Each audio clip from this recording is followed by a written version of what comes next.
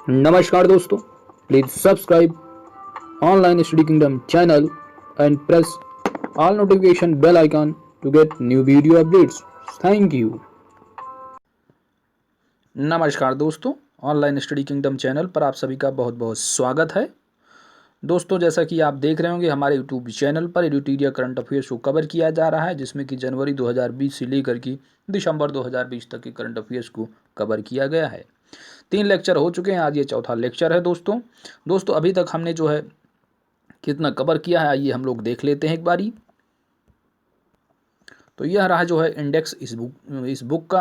तो आप देख सकते हैं पहले लेक्चर में जो हमने कवर किया है वर्ष 2020 की प्रमुख नियुक्तियां, और सेकंड लेक्चर में जो हमने कवर किया है वो है जो है वर्ष 2020 की नियुक्त हुई विभिन्न देशों के राष्ट्राध्यक्ष और वर्ष 2020 में जो प्रमुख निधन है उसको, और ख़ासकर जो रेलवे एग्जाम्स के लिए इम्पोर्टेंट ये तीसरा लेक्चर है जो कि रेलवे स्पेशल। इसमें जो है हम लोगों ने रेलवे करंट अफेयर्स को कवर किया है। रेलवे क्या है ये, अगर आपको खासकर तो रेलवे के लिए है, लेकिन अन्य एग्जाम में भी जो है ये पूछा जा सकता है करंट अफेयर्स। तो आपका वीडियो जो है ये तीसरा लेक्चर है। दोस्तों आज की इस वीडियो में जो हम शुरू करने वाले हैं 5वें पॉइंट, दैट जो वर्ष 2020 में प्रमुख वस्तुओं को जीआई मिले टैग हैं, चुनाव विशेष है, इन्वायरमेंट से संबंधित जो करंट अफेयर्स होगा आपका, भारत सरकार की प्रमुख रिपोर्ट, प्रमुख महत्वपूर्ण सूचकांक, महत्वपूर्ण दिवस, उनकी थीम, इन सारी चीज़ों को हम लोग इस वीडियो में देखने वाले हैं। तो चलिए दोस्तों वीडियो को स्टार्ट किया जाए। दोस्तों अगर हमारे चैनल पर आप नए हैं तो प्लीज़ नीचे जो है सब्सक्राइब का बटन होगा, सिंपली इसको फ्री में आप कास्ट है उसको सिंपली आपको उस पर क्लिक करना है और उसको सब्सक्राइब कर देना है। साथ ही बेल आइकन को नोटिफिकेशन की ऑल जो है उसको ऑन कर लेना है, ताकि जैसे ही नेक्स्ट लेक्चर का वीडियो अपलोड हो आप उसको तुरंत देख पाएँ। ठीक है, तो चलिए दोस्तों स्टार्ट किया जाए। टॉपिक है वर्ष 2020 में प्रमुख जीआई टैग। देखिए जीआई टैग क्या है, तो जीआई टैग वस्तुओं का जो है भौगोलिक सूचक अधिनियम 1999 के तहत जो है ये दिया जाता है।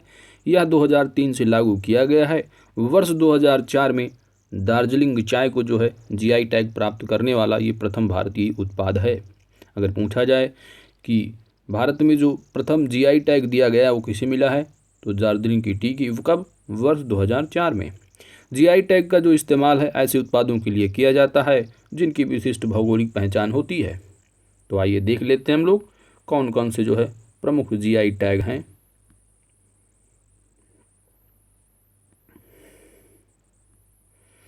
बात की जाएगा तेजपुर लीची, तो ये जो है असम की है।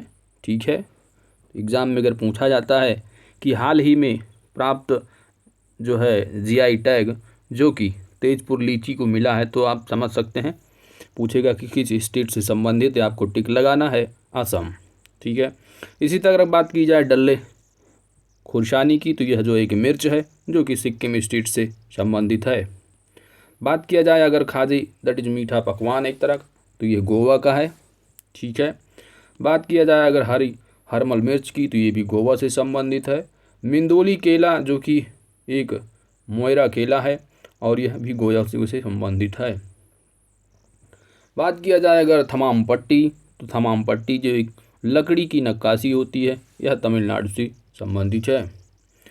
बात किया जाए अगर तंजावुर नीति वर्क्स, तो ये भी एक लकड़ी की नक्काशी है और यह तमिलनाडु से संबंधित है। ठीक है, बात किया जाए अगर अरम्बूर वुड नक्काशी, तो ये भी एक लकड़ी की नक्काशी है और यह जो है तमिलनाडु राज्य से संबंधित है। बात किया जाए अगर केसर, तो केसर खाद्य पदार्थ जम्मू कश्मीर के लिए जो है केसर जो है जम्मू कश्मीर के लिए प्रसिद्ध भी है, और ये जो है जम्मू कश्मीर से आपको टिक लगाना है कि जम्मू कश्मीर की केसर को जो है हाल ही में जीआई टैग पदार्थ जो है ये मिला है। ठीक है, बात किया जाएगा तेलिया रूमाल, तो ये भी इम्पोर्टेंट पॉइंट, तेलिया जो रूमाल है ये हाल ही में जो है ये तेलंगाना राज्य से संबंधित है। ठीक है, बात किया जाए अगर गोरखपुर टेराकोटा, तो ये जो है एक मूर्तिकला, इसको भी हाल ही में जो है जीआई टैग प्रदान किया गया है। गोरखपुर टेराकोटा खासकर जो अगर कोई इलाहाबाद और गोरखपुर का जो रेलवे जोन का जो है अगर एग्ज़ाम दे रहा है, तो खासकर उन सभी के लिए जो है इम्पोर्टेंट हो सकता है, तो यह पूछा जा सकता है। ठीक है, चलते हैं नेक्स्ट जीआई टैग की तरफ। नेक्स्ट जीआई टैग क्या है, आइए देखते हैं। नेक्स्ट जीआई टैग है काजू नेमी। तो काजी नेमू जो है ये असम का है, ठीक है। सोहराई खोवर को हाल ही में जीआई टैग मिला है। तो सोहराई खोवर जो एक तरह की पेंटिंग है जो कि झारखंड राज्य से संबंधित है। बात अगर किया जाए चाक हाओ, तो चाक हाओ एक तरह का ब्लैक राइस है, ठीक है। ब्लैक राइस का किस्म है और यह जो है मणिपुर स्टेट से संबंधित है। क्या, चाक हाओ। बात किया जाए अगर खोला मिर्च की, तो खोला मिर्च जो है यह गोवा स्टेट से संबंधित है। इसको हाल ही में जीआई टैग प्रदान किया गया है। तो दोस्तों देखा आपने कि जो मुख्य जो है पदार्थ थे और कुछ उत्पादक खाद्य, तो आप देख रहे हैं यह जो है प्रमुख जीआई टैग इनको दिए गए हैं। और आप चाहें तो इसका स्क्रीनशॉट ले सकते हैं, ठीक है। वरना जो है आपको हमारे टेलीग्राम चैनल पर इसका स्क्रीनशॉट हम आपको दे देंगे। टेलीग्राम चैनल की लिंक जो है वीडियो की डिस्क्रिप्शन में है। आप टेलीग्राम चैनल को ज्वाइन कर लीजिए ताकि जो है अपडेट्स आपको प्राप्त होता रहे और ख़ासकर जो कुछ इंपॉर्टेंट टॉपिक हैं उनका जो है स्क्रीनशॉट भी आपको मिलता रहे, ठीक है।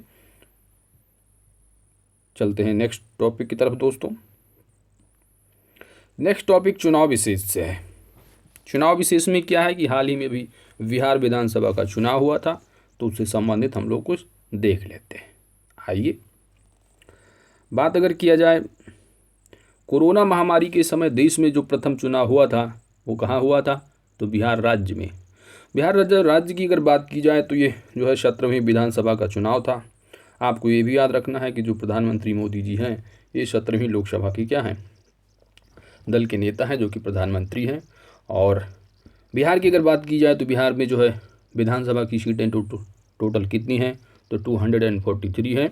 बात किया जाए ये 25 सितंबर 2020 को जो है सूचना इसकी जारी हुई थी कि बिहार में विधानसभा चुनाव 3 चरण में होंगे। तो ये पूछा जा सकता है कि बिहार में जो हाल ही में चुनाव हुए हैं कितने चरणों में हुए, तो आपको बताना है 3 चरणों में, ठीक है। डेट इतनी इम्पॉर्टेंट नहीं है कि कौन कौन सी तारीख को हुआ, ज़्यादा इतने डिटेल में पूछा नहीं जाएगा। बात अगर किया जाए, आप देख सकते हैं कौन कौन सी तारीख में था, तो 28, 3 और 7 नवंबर और 10 नवंबर को इसका जो है रिजल्ट आया था, ठीक है। मतगणना जो है 10 नवंबर। अब बात करते हैं कोविड-19 के कारण जो सावधानियाँ। तो मतदान केंद्रों की संख्या जो है 63% बढ़ाई गई थी। मतदान का जो समय था वो भी बढ़ाया गया था, 5 से 6 बजे किया गया था शाम, यानी वैसे अभी तक जो होता आया है वो शाम 5 बजे तक वोटिंग होती थी, लेकिन जो है वो 1 घंटा एक्स्ट्रा बढ़ा दिया गया था, ठीक है। बात की जाए 80 वर्ष से अधिक की वरिष्ठ नागरिकों को पोस्टल मतदाता की जो है सुविधा, मतदान की सुविधा मिली थी। मतदान केंद्र पर थर्मल स्क्रीनिंग और हैंड सैनिटाइज़र, ये सारी चीज़ें जो है आपको ध्यान रखना है। मतदाताओं के लिए ग्लव्स था भाई, अब मतदाताओं के लिए वहाँ पर ग्लव्स था कि ठीक है जैसे ही है कि ताकि वहाँ जो बटन दबाएं तो उनको जो है कोरोना ना हो, ठीक है। ये सारी चीज़ें दे रखी हैं। चुनाव से संबंधित महत्वपूर्ण आंकड़ों की अगर बात की जाए तो आप देख सकते हैं कुल मतदाता, कुल मतदान। अगर खासकर कोई बिहार स्पेशल का एग्ज़ाम है, बिहार पीसीएस है, उन सभी के लिए जो है ये इम्पॉर्टेंट हो सकता है। इतना डिटेल में पूछा नहीं जाएगा वनडे एग्ज़ाम में। हाँ, इतना पूछा जा सकता है वहाँ पे कितनी सीटें हैं विधानसभा की जो हाल ही में जो है चुनाव हुए हैं, वहाँ पे कौन सा मुख्यमंत्री है, कितने उप मुख्यमंत्री हैं, ठीक है। ये सारी चीज़ें पूछी जा सकती हैं। बात किया जाए अगर जो है नेक्स्ट पॉइंट की, तो नेक्स्ट पॉइंट में देख लेते हैं कि कुछ महत्वपूर्ण तथ्य को, ठीक है। मुख्य निर्वाचन आयुक्त पूछा जा सकता है क्योंकि हाल ही में चुनाव हुआ था। तो मुख्य निर्वाचन आयुक्त जो है वो सुनील अरोड़ा। मुख्य निर्वाचन अधिकारी की अगर बात की जाए बिहार की तो ये EHR श्रीनिवास।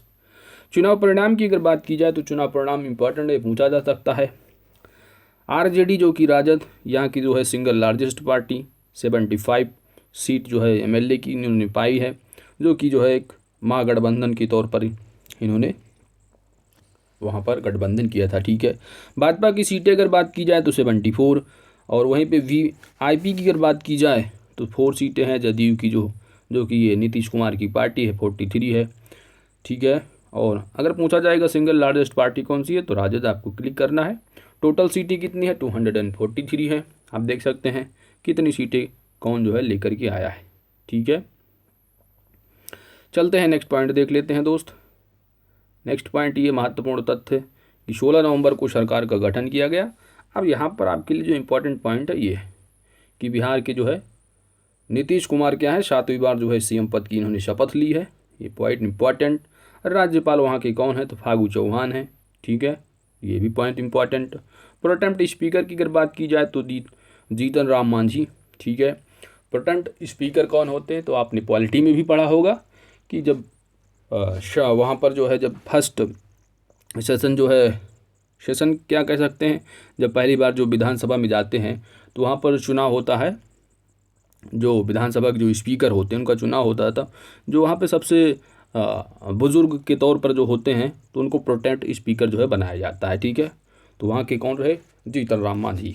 बात की जाए विधानसभा अध्यक्ष तो विजय कुमार सिन्हा, जो कि बीजेपी पार्टी से बिलोंग करते हैं। बात की जाए विधानसभा अध्यक्ष पद हेतु विपक्षी उम्मीदवार तो वो थे अवध बिहारी चौधरी, ठीक है।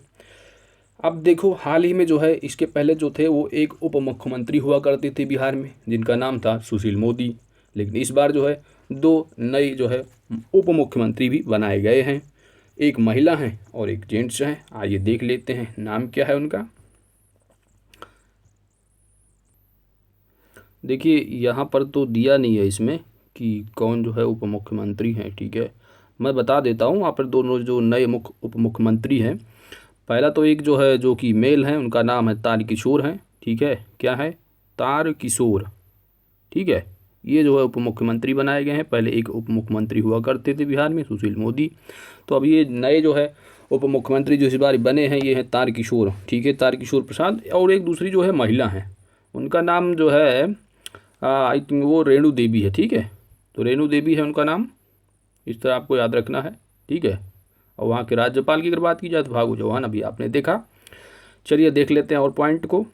नई सरकार में 2 उप मुख्यमंत्री, अभी आपने देखा कि तारकिशोर प्रसाद और प्लस जो है रेणु देवी। बात की जाए अगर सर्वाधिक मतों से जीत हासिल करने वाले कौन से एमएलए थे, तो ये थे महबूब आलम। न्यूनतम जीत से हासिल जो है न्यूनतम मत से जो जीत हासिल की है वो है कृष्ण मुरारी शरण, ठीक है।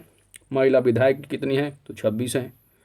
यह इंपॉर्टेंट बात, अगर बिहार का रेलवे जोन है, बिहार से जो है अगर किसी ने भरा है पेपर रेलवे का या कोई बिहार स्पेशल है तो वहाँ पे ये पूछा जा सकता है, ठीक है। तो महिला विधायक की अगर बात की जाए तो 26, अनुसूचित जाति की अगर बात की जाए तो 38 विधायक हैं, और वहीं पे अनुसूचित जनजाति की अगर बात की जाए तो 02 जो है यानी 2 जो है आरक्षित सीटें हैं वहाँ पे, ठीक है। आइए आगे की पॉइंट देख लेते हैं दोस्तों। नेक्स्ट पॉइंट है कि मंत्रिमंडल का गठन की बात की जा रही है। तो आप देखिए एक सरसरी निगाह में आप देख लीजिए, क्योंकि हाल ही में जो है ये चुनाव हुआ है, वो भी कोरोना काल के दौरान हुआ था, ठीक है। तो इसमें ज़्यादा जो है आपको परेशान होने की ज़रूरत नहीं है, बस ऊपर ऊपर देख लेना है। देखिए यहाँ पर आई थिंक दिया है कि मुख्यमंत्री कौन है, नीतीश कुमार है, जो कि सामान्य प्रशासन, गृह मंत्रालय, इनकी सारी चीज़ें, ये जो कौन कौन सा मंत्रालय किनके पास है आप देख सकते हैं। इतना आपको देखना है कि मुख्यमंत्री जो है वो नीतीश कुमार, उप मुख्यमंत्री तारकिशोर प्रसाद, रेणु देवी, ठीक है। और मंत्री जो हैं ये आप देख सकते हैं विजय कुमार चौधरी हैं। ये सारी चीज़ें यहाँ पर दे रखी हैं, आप चाहें तो एक जो है सरसरी निगाह में इसको देख सकते हैं। इसमें कुछ अगर खास होगा तो मैं आपको बता दूंगा, आप दे सकते हैं, ठीक है। राम सूरत राय मंत्री, ये सारी चीज़ें यहाँ पर आपको देख रही हैं। नोट क्या दे रखा है कि मुख्यमंत्री ने शिक्षा मंत्री, हाँ ये पॉइंट इंपॉर्टेंट है कि हाल ही में जो वहाँ के बिहार के जो शिक्षा मंत्री बनाए गए थे जिनका नाम मेवालाल चौधरी है, तो उन पे जो है काफ़ी सोशल मीडिया पे जो है बहुत सारे जो विपक्षी दल हैं उन्होंने जो है वीडियो कुछ वायरल कर रखा था, खास करके उनको जो है जनगण मन अधिनायक, नहीं आपने वीडियो देखा होगा अगर सोशल पे जो है मीडिया पे एक्टिव रहते होंगे तो, ठीक है। तो आप देख रहे हैं कि नोट की अगर बात की जाए तो मुख्यमंत्री ने शिक्षा मंत्री मेवालाल चौधरी से शपथ ग्रहण की, 72 घंटे के अंदर इस्तीफा ले लिया। तो अगर क्वेश्चन पूछे जाए कि हाल ही में बिहार के बने शिक्षा मंत्री जिनसे 72 घंटे के अंदर जो है पुनः जो है उनसे इस्तीफा ले लिया गया, तो उनका नाम क्या था, तो जो है मेवालाल चौधरी, ठीक है। इनको थोड़ी देर के लिए 72 घंटे के लिए इनको मेवा मिला था, ठीक है।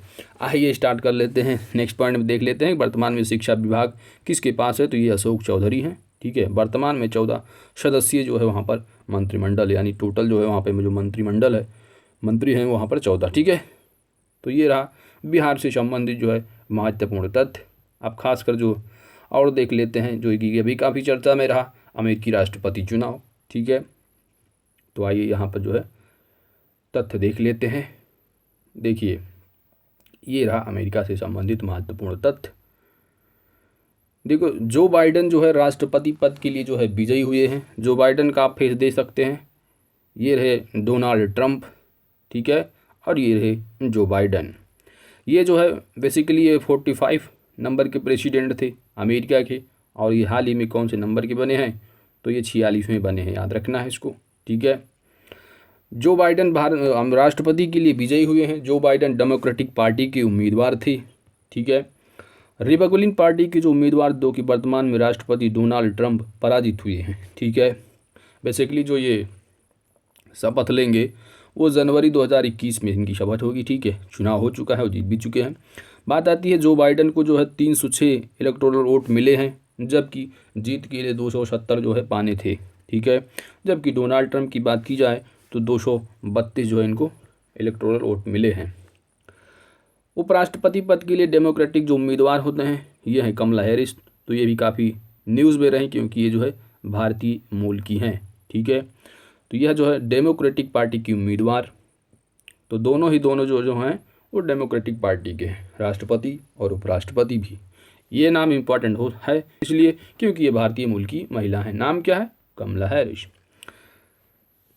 बात किया जाए अगर अमेरिका की प्रथम जो अश्वेत महिला उपराष्ट्रपति बनी हैं, इनका नाम है कमला हैरिस। उपराष्ट्रपति पद के लिए जिनको इन्होंने कमला हैरिस ने हराया, इनका नाम था माइक पेंस। ठीक है, कमला हैरिस भारतीय अफ्रीकी जो है मूल की हैं। ठीक है, आइए और कुछ इंपॉर्टेंट पॉइंट देख लेते हैं। बस इसमें याद रखना है 2 पॉइंट कि वहाँ के जो है कौन से नंबर के उपराष्ट्रपति बने हैं, और वहाँ की जो महिला जो बनी है इनका नाम जो कि भारतीय मूल की है क्या है? कमला हैरिस। ठीक है, ये सारी चीज़ याद रखना है आपको। अब उनकी माँ का बात की जा रही तो श्यामला गोपालन का जन्म भारत की तमिलनाडु राज्य में हुआ था। तो ये सारी चीज़ें आप ऊपर जो है एक बार देख लीजिए। श्यामला जो है 1960 में अमेरिका चली गई, जहाँ पर 1964 में कमला हैरिस का जन्म हुआ था। कमला हैरिस के पिता का नाम अगर बात की जाए तो डोनाल्ड जे हैरिस है। कमला हैरिस की आत्मकथा, देखिए ये पॉइंट इंपॉर्टेंट है कि जो उनकी आत्मकथा है The Truths We Hold An American Journey. ठीक है, तो ये पॉइंट याद रखना है।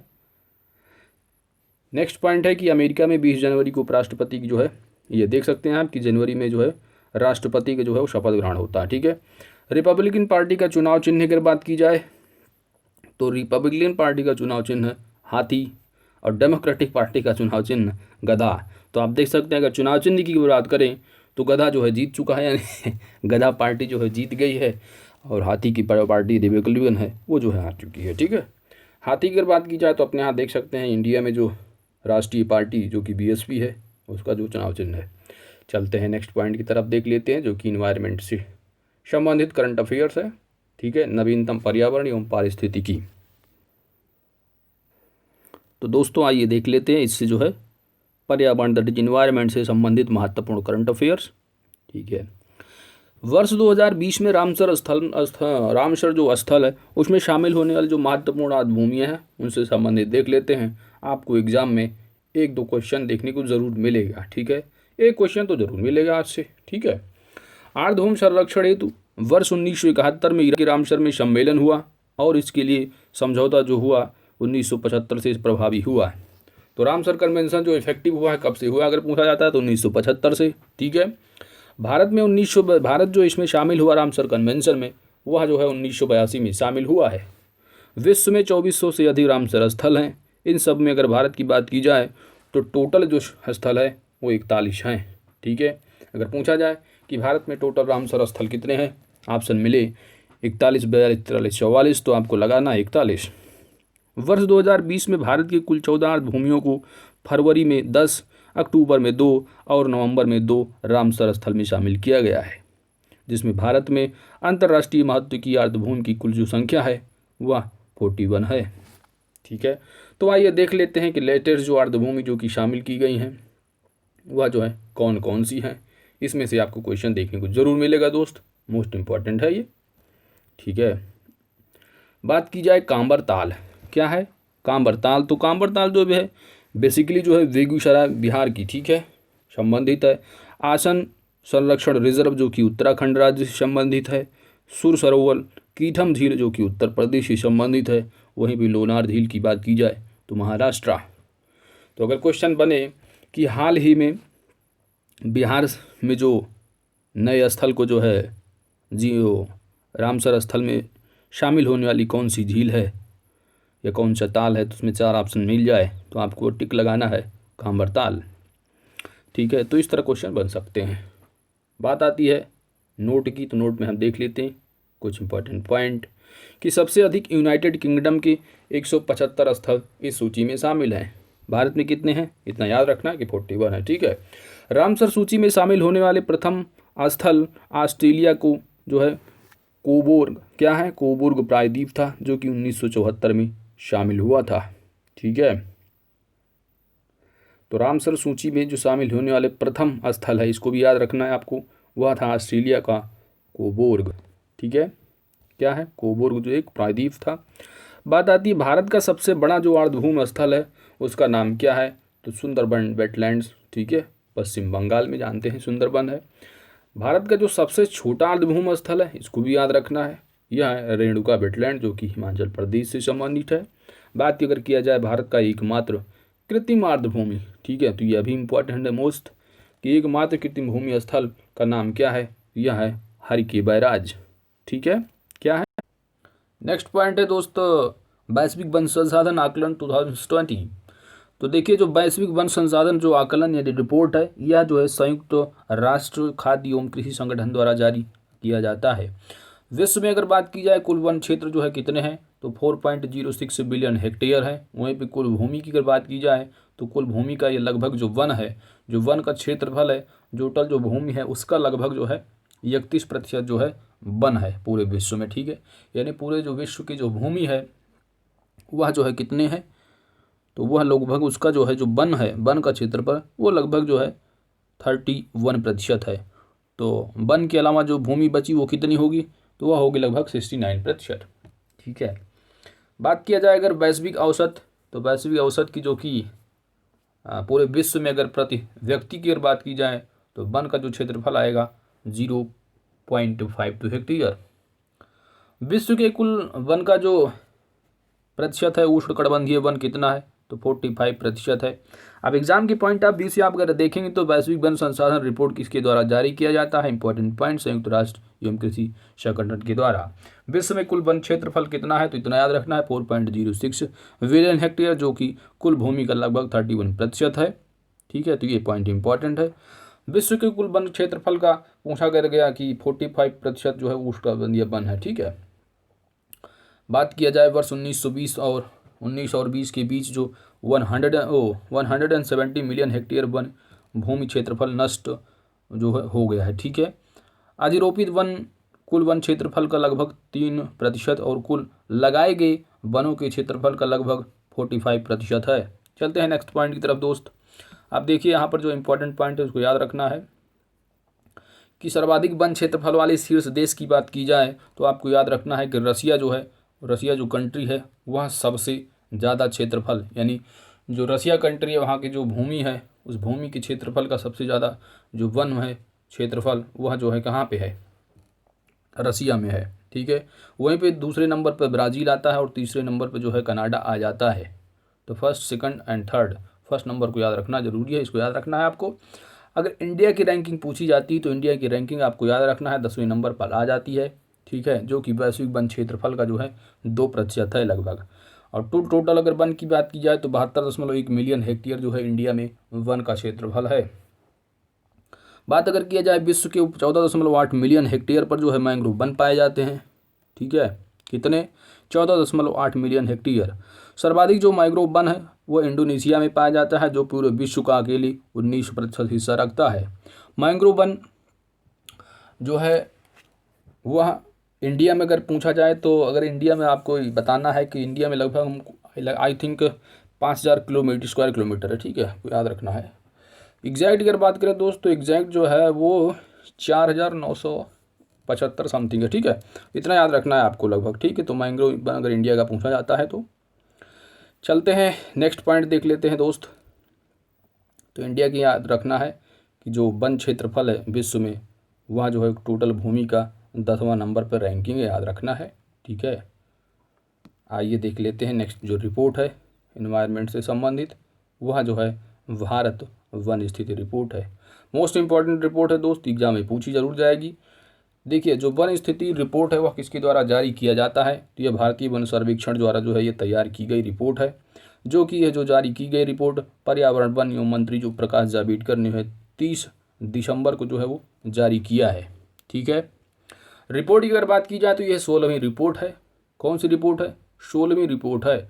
और देखिए कि जो ये भारत जो वन स्थिति जो रिपोर्ट है हर दूसरे साल में जारी की जाती है। इसका मतलब जो इसके पहले वाली रिपोर्ट रही होगी कब?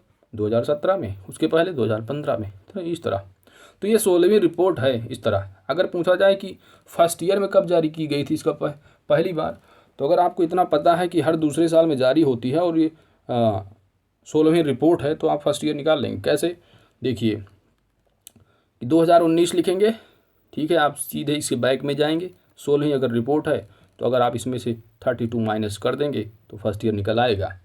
आई थिंक यहाँ पर दे भी रखा है कि प्रति 2 वर्ष में जारी किया जाता है और पहली रिपोर्ट 1987। तो 2019 में अगर 32 माइनस करेंगे, ये 9 दे रखा है, ये 2 रखा है। ठीक है, एक बार देख लेते हैं। 2019 माइनस 32, तो आप 9 में से 7 घटाएंगे, 9 में से 2 गए तो 7, 11 में से अगर घटाएंगे आप जो है 11 में से जो है 3, तो आपका आ जाएगा पॉइंट की ना जो है ये आ जाएगा 8। ठीक है, 8 3 11 2 यानी 20, 19 यहाँ पे बचा है तो 1987 आ गया। अब ठीक है, इतना देखिए, आगे चलते हैं। मुख्य बिंदु जो आपको याद रखना, इंपॉर्टेंट पॉइंट है, इसको याद जरूर रखना है आपको कि कुल जो आच्छादित क्षेत्र है वो कितना है? 8,07,276 किलोमीटर है, जो कि परसेंटेज में अगर पूछा गया, देखिए क्लोजली अगर पूछेंगे, जो कि खासकर एग्जाम में पूछा जाता है, तो आपको यह पॉइंट जरूर याद रखना है। 24.56% कुल आच्छादित जो है वो वन और वृक्ष दोनों से हैं। ठीक है, वन और वृक्ष, जिसमें अगर वन आवरण की अगर बात की जाए तो 21.67% है। वहीं पे अगर कुल आप वृक्षावरण की बात करेंगे तो 2.9%। तो यह जो तीनों पॉइंट दे रखा है ना, इसको याद रखना है दिमाग में। ठीक है, अगर एग्जाम में टोटल पूछा जाएगा तो 2.56, ये खासकर एग्जाम में पूछा ही जाता है। ठीक है, पीछे में ये सब पूछा जा चुका है। ठीक है, और 2017 के आंकलन की तुलना में देश के कुल वन की अगर बात की जाए तो आप देख सकते हैं 5,188 स्क्वायर किलोमीटर है। वहीं पे वृक्षादन वृद्धि की अगर बात की जाए तो वृक्ष की में जो वृद्धि हुई है वो 0.65% है। ठीक है, तो अगर पूछा गया कि वन और वृक्ष आवरण जो आच्छादन में वृद्धि हुई है 5,188 किलोमीटर की हुई है, पॉइंट प्रतिशत पूछा जाएगा तो 0.65। देखिए, वन आवरण में वृद्धि की अगर बात की जाए तो 3,976 किलोमीटर है। वहीं पर अगर पूछा जाए वृक्ष आवरण में वृद्धि तो आपको लगाना 1,212 स्क्वायर किलोमीटर। नेक्स्ट पॉइंट देख लेते हैं। देश में मैंग्रोव कुल वन की अगर बात की जाए तो अभी आपको बताया 4,975 किलोमीटर है। मैंग्रोव वन में वृद्धि की अगर बात की जाए तो 54 स्क्वायर किलोमीटर। ठीक है, तो आप देख रहे हैं यहाँ पर इस तरह जो है आपको पॉइंट याद रखना है। अब मोस्ट इंपॉर्टेंट पॉइंट ये है कि वन क्षेत्रफल की पूछा जाएगी, अगर वन क्षेत्रफल में शीर्ष राज्य कौन सा है, आपको याद रखना है कर्नाटका। ठीक है, यह वृद्धि हुई है। तो अगर पूछा गया कि हाल ही में जारी रिपोर्ट जो कि वन स्थिति रिपोर्ट 2019 के अनुसार किस राज्य में वन क्षेत्रफल में सबसे अधिक वृद्धि हुई है, वह है कर्नाटका, जो कि 1,025 स्क्वायर किलोमीटर है। वहीं पे अगर पूछा गया कि सर्वाधिक वन क्षेत्रफल वाला राज्य कौन सा है भारत वन स्थिति रिपोर्ट 2019 के अनुसार, तो वह है मध्य प्रदेश। ठीक है, बाकी आप देख सकते हैं अरुणाचल प्रदेश, छत्तीसगढ़। ठीक है, ज़्यादा अगर डिटेल में पूछ लिए, ज़्यादा टिपिकल बना दिए तो 3 रैंकिंग दे के पूछ लेंगे। ठीक है, तो इसको ध्यान रखना है, खासकर नंबर 1 को जरूर याद रखना है आपको। चलते हैं नेक्स्ट पॉइंट की तरफ। नेक्स्ट पॉइंट है सर्वाधिक वन आवरण पद। सवाल राज्य अगर पूछा गया तो मिजोरम है। ठीक है, कौन है? मिजोरम। तो आपने देखा कि सर्वाधिक वन वृद्धि किसमें हुई है क्षेत्रफल में, तो वह है कर्नाटका। और सर्वाधिक क्षेत्रफल कहाँ पे है? मध्य प्रदेश में, याद रखना है। और वन आवरण प्रतिशत वाला राज्य अगर पूछा गया तो मिजोरम है, आपको टिक लगाना है। अन्य कुछ महत्वपूर्ण तथ्य देख लेते हैं। भारत में 62,446 स्क्वायर किलोमीटर आर्द्र भूमियाँ देश के, जो कि 3.83% क्षेत्र में विस्तृत हैं। भारतीय राज्यों में गुजरात में सर्वाधिक आर्द्रभूमि है। अगर पूछा गया कि हाल ही में जारी रिपोर्ट के अनुसार सर्वाधिक जो आर्द्रभूमि है किस राज्य में है, तो आपको लगाना है गुजरात। भारत के वनों का जो कुल कार्बन स्टॉक है वो लगभग 7,142.6 मिलियन टन है, अनुमानित है, जो कि वर्ष 2017 की तुलना में जो है अधिक है। कितना? 42.6 मिलियन टन। सर्वाधिक वन प्रतिशत वाला क्षेत्र अगर पूछा गया, सर्वाधिक वन आवरण प्रतिशत वाला अगर क्षेत्र पूछ दिया गया, तो आपको टिक लगाना है लक्षद्वीप, ठीक है, मिजोरम फिर निकोबार है। चलते हैं दोस्त नेक्स्ट पॉइंट की तरफ। आइए देख लेते हैं नेक्स्ट पॉइंट क्या है। तो देखिए, पन्ना जो मंडल है, पन्ना जो मंडल जो कि मध्य प्रदेश में स्थित है और यह बायोस्फीयर रिजर्व, ठीक है। और ये इसको क्या हुआ है, इससे रिलेटेड क्या है, इससे रिसेंट जो एक करंट है वो क्या है आपको देख लेते हैं। तो इसमें क्या है दोस्त कि यूनेस्को के संरक्षित जो जैवमंडल, ठीक है, जो कि आप देखते होंगे मैन बायोस्फीयर रिजर्व मैप की लिस्ट, तो मैप की लिस्ट में अभी तक 11 थे, ठीक है, जो कि अब जो इनकी संख्या हो गई है उसमें एक ऐड हो चुका है, वह है पन्ना जो है जैवमंडल रिजर्व। तो अब टोटल कितना हो गया, 12वां, ठीक है, टोटल 12 हो गया है। तो आपको अगर पूछा गया एग्ज़ाम में आपसे कि हाल ही में मैप की लिस्ट में या बायोस्फीयर की रिजर्व की लिस्ट में जो शामिल होने वाला जो बायोस्फीयर रिजर्व है वो कौन सा है, तो आपको क्लिक लगाना है पन्ना, ठीक है, पन्ना जैवमंडल रिजर्व। या इस तरह भी पूछ लिया कि हाल ही में पन्ना जैवमंडल रिजर्व जो कि मैप लिस्ट में 12वें नंबर पर शामिल हो गया है, वो किस प्रदेश में, आपको टिक लगाना है मध्य प्रदेश में, ठीक है। भारत में कुल जो 18 जैवमंडल रिजर्व हैं, जिसमें कि 12 जो है जैवमंडल यूनेस्को की संरक्षित जैवमंडल नेटवर्क में शामिल हैं, जो कि आप पढ़ते होंगे मैप की लिस्ट में शामिल हैं, ठीक है। कितने हो गए टोटल, 12। तो हाल में कुछ शामिल होने वाला कौन सा है, पन्ना जैवमंडल रिजर्व, जो कि मध्य प्रदेश में पड़ता है। आइए देख लेते हैं बाघ जनगणना रिपोर्ट। देखिए टाइगर ये रिपोर्ट है। तो आपको टाइगर सेंसस, आपको ये भी रखना है कि हर साल जो है टाइगर जो दिवस मनाया जाता है, विश्व बाघ दिवस, वो जो है 29 जुलाई को मनाया जाता है हर साल, ठीक है, तो याद रखना है डे। बाघ जनगणना रिपोर्ट देख लेते हैं 2018, ठीक है, इससे संबंधित तथ्य आपको एग्जाम, ठीक है। आइए पढ़ते हैं हम लोग।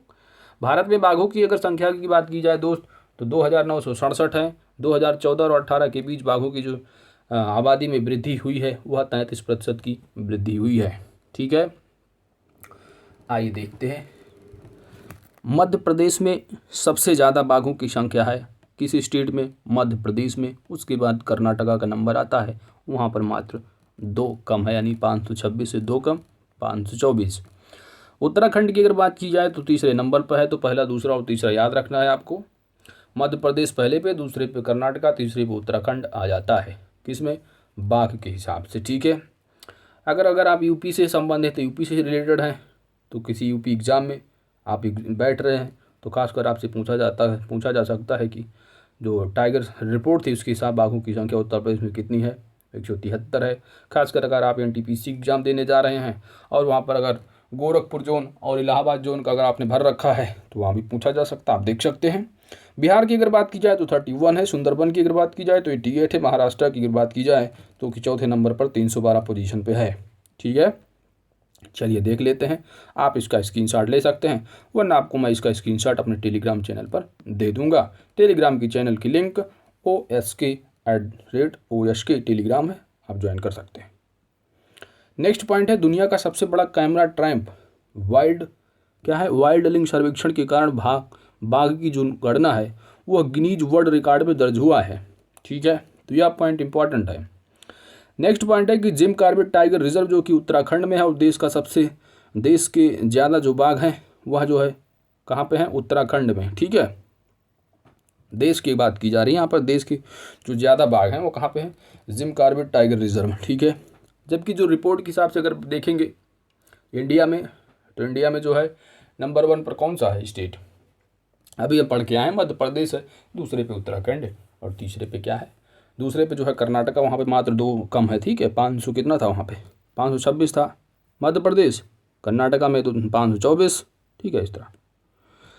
अब बात की जाती है, नेक्स्ट पॉइंट ये है, यहाँ पर एक पॉइंट मैं आपको बता देता हूँ कि जो जिम कॉर्बेट नेशनल पार्क है ना, ये भारत का सबसे पहला और सबसे पुराना जो है नेशनल पार्क है। इसको भी याद रखना है आपको। यहाँ पर देश के 50 बाघ अभयारण्य की जो 3 अभयारण्य हैं, डम्फा अभयारण्य और बुक्शा और पलामू, ठीक है। तो ये जो है इसमें जो है कोई बाघ बचे नहीं हैं, ठीक है। इस रिपोर्ट के अनुसार जो हाल ही में रिपोर्ट जारी हुई टाइगर सेंसस के हिसाब से, डाम्फा अभयारण्य, बुक्शा अभयारण्य और पलामू अभयारण्य, जिसमें कि अब कोई वहाँ पर बाघ बचे नहीं हैं। भारत में कुल जो बाघ आबादी है वो 63%, जो कि 1923 टाइगर जो है रिजर्व में रहते हैं। विश्व के कुल बाघ की अगर बात की जाए तो आबादी की 70% बाघों का जो है वो भारत में निवास है, ठीक है। तो आप देख रहे हैं कि सबसे ज़्यादा जो बाघों की संख्या है, अगर दुनिया की तुलना की जाए पूरे विश्व की, तो आप देख सकते हैं इंडिया में कितने हैं, 70% हैं। तो अगर 70% मान के चल रहे हैं कि 2967, जो कि अभी हम लोग पढ़ के आए हैं कि टोटल जो बाघ इंडिया में हैं रिपोर्ट के अनुसार से 2967 हैं, तो आप अनुमान लगा सकते हैं विश्व में टोटल कितने हो गए होंगे, ठीक है। यानी 3000 जो है 70% है, तो जो है 100% कितना होगा आप लगा सकते हैं अनुमान, ठीक है। आइए देख लेते हैं 20वीं पशुधन गणना रिपोर्ट 2019। इसमें क्या है आइए देखते हैं।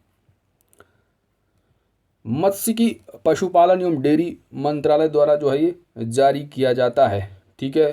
तो पशुधन गणना जो रिपोर्ट है किसके द्वारा जारी किया जाता है, मत्स्यिकी पशुपालन एवं डेयरी मंत्रालय के द्वारा।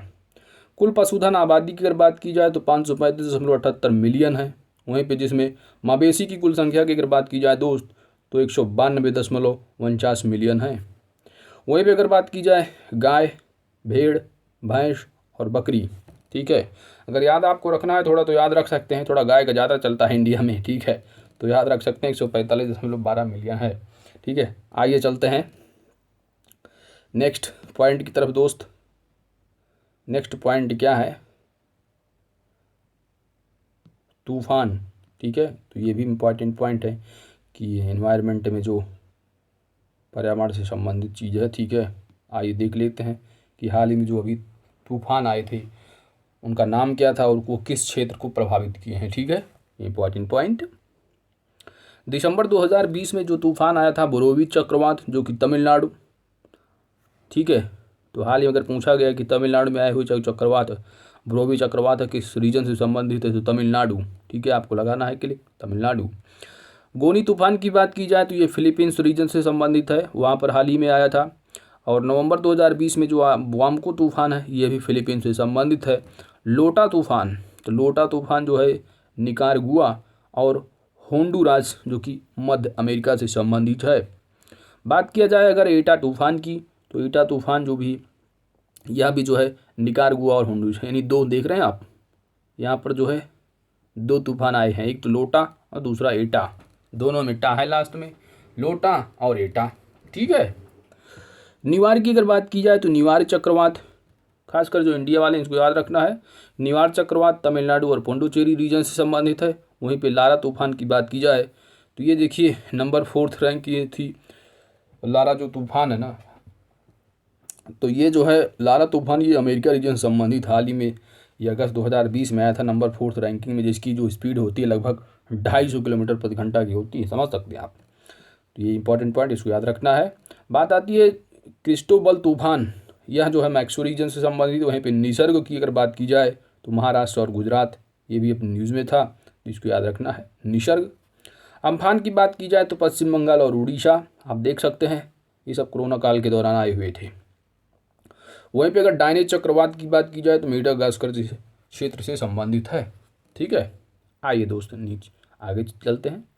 महत्वपूर्ण महोत्सव की अगर बात की जाए, चलिए आदि महोत्सव की अगर बात की जाए तो ये मध्य प्रदेश राज्य से संबंधित है। हार्नबिल महोत्सव नागालैंड और त्रिपुरा से संबंधित है। वहीं पे अगर काती बिहू त्यौहार की बात की जाए तो असम, तो खासकर बिहू पॉइंट भी पूछा हो जाता है तो ये असम से है। वहीं पे ड्रैगन फ्लाई फेस्टिवल जो कि अगस्त में संपन्न हुआ, यह है केरल से संबंधित। वहाँ पे नुआखाई महोत्सव ये भी पूछा जाता है, यह उड़ीसा से संबंधित है। अम्बुवाची मेला की अगर बात की जाए तो असम। नमस्ते ऊर्छा महोत्सव मध्य प्रदेश। वहीं पे अगर बात की जाए फागली उत्सव तो यह जो है हिमाचल प्रदेश। वैश्विक आयुर्वेद महोत्सव कोच्चि। चाप चारकूट महोत्सव मिजोरम। फूलदेई महोत्सव उत्तराखंड। मिर्च महोत्सव मध्य प्रदेश। 34वां सूरजकुंड अंतर्राष्ट्रीय शिल्पी मेला, तो यह पॉइंट इंपॉर्टेंट, इसको याद रखना है आपको। तो ये सूरजकुंड जो अंतर्राष्ट्रीय शिल्प मेला है यह हरियाणा। अगर आपको पता है सूरजकुंड तो आप टिक लगा ले जाएंगे हरियाणा, ठीक है। वहीं पर अगर बात की जाए बांग्ला पर्यटन उत्सव तो त्रिपुरा है। अगर कहीं उसमें ऑप्शन में दे दिया बंगाल तो बंगाल नहीं लगाना है, ठीक है। ये तो आप लगा दे पश्चिम बंगाल, क्योंकि बांग्ला पर्यटन उत्सव दिख रहा है, तो यह त्रिपुरा से संबंधित है। लोसार की बात की जाए तो लोसार जो त्यौहार है वह हिमाचल प्रदेश। देव सूर्य महोत्सव की अगर बात की जाए औरंगाबाद बिहार। वहीं पे अगर परशुराम कुंड मेला की बात की जाए, परशुराम कुंड मेला, तो परशुराम जो कुंड मेला है यह जो है अरुणाचल प्रदेश से संबंधित है। वहीं पे अगर लाई हरा ओबा त्यौहार की अगर बात की जाए दोस्त तो यह त्रिपुरा से संबंधित है, ठीक है। आपको टेंशन नहीं लेनी, आप सिंपल से जो है OS के टेलीग्राम चैनल को ज्वाइन कर लीजिए। ज्वाइन करने के बाद आपको उसका जो है इसका स्क्रीनशॉट आपको जो है वहाँ पर मिल जाएगा, ठीक है। आप चाहें तो इसका स्क्रीनशॉट ले सकते हैं, ये रहा, ठीक है। चलिए दोस्त आगे चलते हैं हम लोग। तो आइए देखते हैं, पहली रिपोर्ट है स्वच्छ सर्वेक्षण रिपोर्ट 2020 5वां संस्करण, ठीक है। तो आइए देखा जाए दोस्त क्या है स्वच्छ सर्वेक्षण रिपोर्ट में, ठीक है। तो देखिए जो स्वच्छ सर्वेक्षण रिपोर्ट है ये 5वां संस्करण, यानी पहला संस्करण कब जारी किया गया रहा होगा 2016 में, ठीक है। क्योंकि आप ऐसे निकाल सकते हैं कि अगर 5वां है तो पहली कब होगी, 5 इसमें से माइनस कर देंगे तो 15 आएगा, लेकिन 16 रैंक यानी 16, 17, 18, 19, 20 तब होगी 5वीं, ठीक है। वो हर साल ये जारी की जाती है। बात की जाता है कि जारीकर्ता कौन है, तो केंद्रीय आवास एवं शहरी मामले मंत्रालय के द्वारा जारी किया जाता है। सर्वेक्षण की बात की जाए तो क्वालिटी काउंसिल ऑफ इंडिया के द्वारा। वहीं पर जनसंख्या के आधार पर शहरों की वर्गीकरण रैंकिंग जो है के हिसाब से जो है ये जारी की गई रैंकिंग है। रिपोर्ट में क्या कहा गया है कि इंदौर को लगातार, मोस्ट इंपॉर्टेंट पॉइंट, इंदौर को जो है लगातार चौथे नंबर पर जो है यानी चौथे वर्ष लगातार पहले नंबर पर इसको सबसे स्वच्छ शहर घोषित किया गया है। इंदौर किस स्टेट में है आप जानते हैं, मध्य प्रदेश में है, ठीक है। तो आपको याद रखना है। अगर पूछ लिया गया कहीं बाई चांस कि सब सर्वेक्षण जो पहली रिपोर्ट जारी की गई उसके हिसाब से पहला शहर कौन था स्वच्छ, तो वहाँ था मैसूर, ठीक है। याद रखना आपको मैसूर। दोस्तों अगर इसका MCQs आपको करना है तो हमारे यूट्यूब चैनल पर जो है इसका MCQs दे रखा है। आप सिंपली जो है यूट्यूब सर्च में आप सिंपली सर्च करिए स्वच्छ सर्वेक्षण रिपोर्ट 2020 स्पेस डाल के ऑनलाइन स्टडी किंगडम कर दीजिए, नंबर 1 पर वीडियो मिल जाएगा आपको। ये आप जो है इस वीडियो की लिंक में जो है आपको डिस्क्रिप्शन में गिवन है, current affairs 2020 most important topic, उस पर क्लिक करेंगे तो आप उस प्लेलिस्ट में पहुंच करके आप वीडियो देख सकते हैं और MCQ सॉल्व कर सकते हैं चाहें तो, ठीक है। चलते हैं दोस्तों, नेक्स्ट देख लेते हैं पॉइंट कि 10 लाख से अधिक शहरों में सबसे स्वच्छ शहर कौन सा है, तो इंदौर है। तो इंदौर सबसे 10 लाख वाले शहरों में शामिल है, यानी 10 लाख से अधिक वाले शहरों में शामिल है। अगर 10 लाख से कम आबादी वाला पूछ लिया गया तो आपको याद वहाँ पे गलत बिल्कुल करके नहीं आना, इसको ज़रूर पढ़ लेना। 1 से 10 लाख तक है, ठीक है, और ये 10 लाख से ऊपर वाले में है। तो ये है इंदौर, क्योंकि मोस्टली सबके दिमाग में इंदौर ही रहेगा, तो ज़रूर इसको पढ़ लेना 1 से 10 लाख वाला, ठीक है। तो अगर 1 लाख से 10 लाख पूछा गया है तो आपको क्लिक करना है दोस्त अंबिकापुर छत्तीसगढ़ का, ठीक है। तो आप देख सकते हैं कि 1 से 10 लाख आबादी वालों में नंबर 1 पर जो है इंदौर है, फिर सूरत, फिर नई मुंबई। 1 से 10 लाख यानी 10 लाख से कम आबादी की अगर बात करेंगे तो अंबिकापुर, मैसूर और नई दिल्ली, ठीक है। तो राजधानी अगर पूछ लिया गया कौन सा स्थान है तो आप देखना है नई दिल्ली तीसरे नंबर पर है। बात किया जाता है कि यहाँ पर इम्पोर्टेंट बात है कि भाई सबसे स्वच्छ तो इंदौर है 10 लाख से अधिक आबादी वाले में। तो सबसे गंदा कौन सा शहर है, वो है पटना बिहार का, ठीक है। और यहाँ पे अंबिकापुर नंबर 1 पे अगर है 1 से 10 लाख की आबादी वालों में, तो सबसे गंदा कौन सा है, वो है बिहार का गया। आप देख रहे हैं दोनों में बिहार स्टेट का है, यहाँ पर पटना है और यहाँ पर गया है, ठीक है। अब बात आती है कुछ और पॉइंट की, देख लेते हैं कि वाराणसी, आप देख लीजिए कि महाराष्ट्र के 3 शहर हैं, कराड़, सशवाड़ और लोनावाड़ा, जो कि सबसे स्वच्छ शहर के रूप में जो है चुना गया है। किससे, यहाँ जो आप देख रहे हैं यहाँ पर है 1 लाख से कम, ठीक है। तो आपने देखा कि 1 से यानी 10 लाख से ऊपर में इंदौर, 1 से 10 लाख यानी 10 लाख से नीचे वालों में कौन सा है, तो वो था अंबिकापुर छत्तीसगढ़ का। और अगर पूछ लिया जाए 1 लाख से कम वाले में तो आपको क्लिक करना है कराड़, ससवाड़ और लोनावाड़ा, ठीक है। अगर पूछ लिया गया कि गंगा के किनारे बसे शहरों में सबसे स्वच्छ शहर कौन सा है, तो आपको क्लिक करना है वाराणसी उत्तर प्रदेश। अगर पूछ लिया गया कि सबसे स्वच्छ राजधानी कौन सी है, तो आपको क्लिक करना है सिंपली भोपाल, जो कि मध्य प्रदेश की राजधानी है। बात अगर किया जाए जालंधर यानी छावनी बोर्ड की भी रिपोर्ट इस बार जारी हुई है, तो अगर पूछ लिया गया कि छावनी बोर्ड में सबसे स्वच्छ छावनी कौन सी है, तो आपको क्लिक करना है सिंपली जालंधर पर। बात आती है कि सबसे स्वच्छ राज्य का खिताब किसको दिया गया है, तो ये इंपॉर्टेंट पॉइंट, इसको याद रखना है, वह है छत्तीसगढ़ को। अगर पूछा गया कि स्वच्छ सर्वेक्षण रिपोर्ट 2020 के हिसाब से सबसे स्वच्छ राज्य कौन सा है, तो आपको सिंपली क्लिक करना है छत्तीसगढ़। That's it. चलते हैं नेक्स्ट पॉइंट की तरफ दोस्त। अब आता है बात कचरा मुक्त शहरों के स्टार रेटिंग रिपोर्ट 2019-20। इसमें क्या है कि केंद्रीय आवास एवं शहरी मामलों के मंत्रालय के द्वारा जारी की जाती है रिपोर्ट, कौन सी, कचरा मुक्त शहरों के, ठीक है। और रिपोर्ट में 5 स्टार रेटिंग मात्र 6 शहरों को दिया गया है, 3 स्टार रेटिंग 65 शहरों को, वहीं पर 1 स्टार रेटिंग 70 शहरों को दिया गया है, ठीक है। तो खासकर अगर रेलवे एग्जाम दे रहे हैं ना, तो अगर जिस रीजन से देख रहे हैं, अगर उसमें से कुछ रीजन यहाँ पर है गिवन, तो उसको जरूर याद रखना है आपको, ठीक है। अब यहाँ पर रेटिंग हम लोग देख लेते हैं कि 5 रेटिंग स्टार में अंबिकापुर छत्तीसगढ़, राजकोट गुजरात, सूरत, फिर मैसूर, फिर कर्ण इंदौर, फिर नई मुंबई, ठीक है, 5 स्टार रेटिंग में शामिल है। 3 स्टार में जो है सर्वाधिक शहर शामिल है, जो कि 34 शहर शामिल हैं। तो अगर एग्ज़ाम में मान लो पूछ लिया गया कि जो रिपोर्ट है कचरा मुक्त शहरों स्टार रेटिंग में, इतना टफ तो नहीं पूछेंगे, लेकिन मान लो बाई चांस पूछ लिए कि 5 स्टार में कौन सा शहर शामिल है, अगर वहाँ पे आपको इन 5 में से कोई, जैसे कि ये दे रखे हैं, जैसे अंबिकापुर है, राजकोट है, सूरत है, मैसूर है, इंदौर है, यानी इन 6 में से अगर कोई नहीं है, तो आपको सिंपली उसको हटा देना, एलिमिनेट कर देना है। तो बस एक नज़र आप देख लीजिए ज़रूर, ठीक है, वहाँ पे आपको आ जाएगा दिमाग में, ठीक है। आइए देखते हैं नेक्स्ट पॉइंट को दोस्तों। नेक्स्ट पॉइंट क्या है कि राज्यों के ease of doing business report 2020 की बात की जा रही है यहाँ पर। तो वित्त मंत्री निर्मला सीतारमण के द्वारा जो है ये रैंकिंग जो है वो जारी की गई है, कौन सी, ईज ऑफ डूइंग बिजनेस, जो कि राज्यों की। अगर इंडिया की अगर बात की जाए तो ease of doing business India की रैंकिंग कितनी है, 63 है, याद रखना है, ठीक है। तो यहाँ पर देखिए कि ईज ऑफ डूइंग रैंकिंग को बिजनेस रिफॉर्म एक्शन प्लान के अंतर्गत department for promotion of industry and internal trade द्वारा जो है ये जारी किया जाता है, ठीक है, DPIIT, ठीक है, DPIIT, that is department for promotion of industry and personal internal trade, ठीक है, सॉरी इंटरनल ट्रेड। उद्देश्य की अगर बात की जाए तो इसका उद्देश्य क्या है, घरेलू और वैश्विक निवेशों को आकर्षित करने, कारोबारी माहौल में सुधार कर राज्यों के बीच जो है प्रतिस्पर्धा पैदा करना है। अब यहाँ पे इस रिपोर्ट के हिसाब से अगर पूछा जाए तो हम लोगों को जो एग्जाम पर्पज से देखना है वह है कि राज्यों में जो ईज ऑफ डूइंग बिजनेस में उसमें नंबर 1 पर कौन सा जो स्टेट है वो है आंध्र प्रदेश, ठीक है।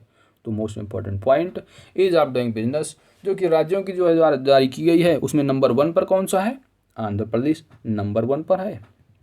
वहीं पे उत्तर प्रदेश की अगर बात की जाए, खासकर जो अगर NTPC के एग्ज़ाम दे रहे हैं, यूपी स्पेशल एग्ज़ाम दे रहे हैं, और कहीं आपने गोरखपुर या इलाहाबाद जोन भर दिया है, तो आपको ध्यान देना है कि जो उत्तर प्रदेश का स्थान है वो दूसरे नंबर पर है। वहीं पे प्रथम स्थान पर आंध्र प्रदेश, तीसरे स्थान पर तेलंगाना, ठीक है। ता से 3 होता है, तीसरा हो गया, और ता से तेलंगाना, थोड़ा दिमाग में रखना आपको, ठीक है। चौथे पर जो है मध्य प्रदेश, वहीं 5वें पे जो है झारखंड आ जाता है। बात आती है नेक्स्ट पॉइंट पे, अगर पूछ लिया गया कि सबसे निचले पायदान पर कौन सा, आपको याद रखना है यह जो है त्रिपुरा स्टेट को मिला है। नंबर 1 पर कौन सा है, आंध्र प्रदेश, दूसरे पे कौन सा, दूसरे पे बताइए, दूसरे पे उत्तर प्रदेश था, और तीसरे पे कौन था भाई, ती से तेलंगाना, और ता से जो है तृतीय तेलंगाना। ये थोड़ा दिमाग में रखना है। सबसे निचले पायदान पर है 26वां स्थान, जो कि त्रिपुरा को मिला है। चलते हैं नेक्स्ट पॉइंट की तरफ, सॉरी हाँ चलिए आइए देखते हैं हम लोग दोस्त। नेक्स्ट पॉइंट है आपका सुशासन सूचकांक 2019, क्या है, गुड गवर्नेंस इंडेक्स। तो अगर कहीं एग्जाम में पूछा गया गुड गवर्नेंस इंडेक्स, तो आपको याद रखना है। आइए देख लेते हैं इसमें क्या क्या है। तो सुशासन सूचकांक को राज्यों एवं केंद्र शासित प्रदेशों को 3 भागों में विभाजित करके जो है निकाला जा रहा है।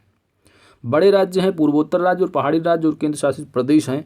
तो अगर एग्जाम में पूछा गया कि सुशासन की जो रैंकिंग है, ठीक है, यानी गुड गवर्नेंस जो इंडेक्स है, सुशासन सूचकांक जो है उसमें अगर पूछ लिया गया कि बड़े राज्यों में नंबर 1 पर कौन सा है, आपको स्थान बताना है तमिलनाडु का। ठीक है, कौन सा है?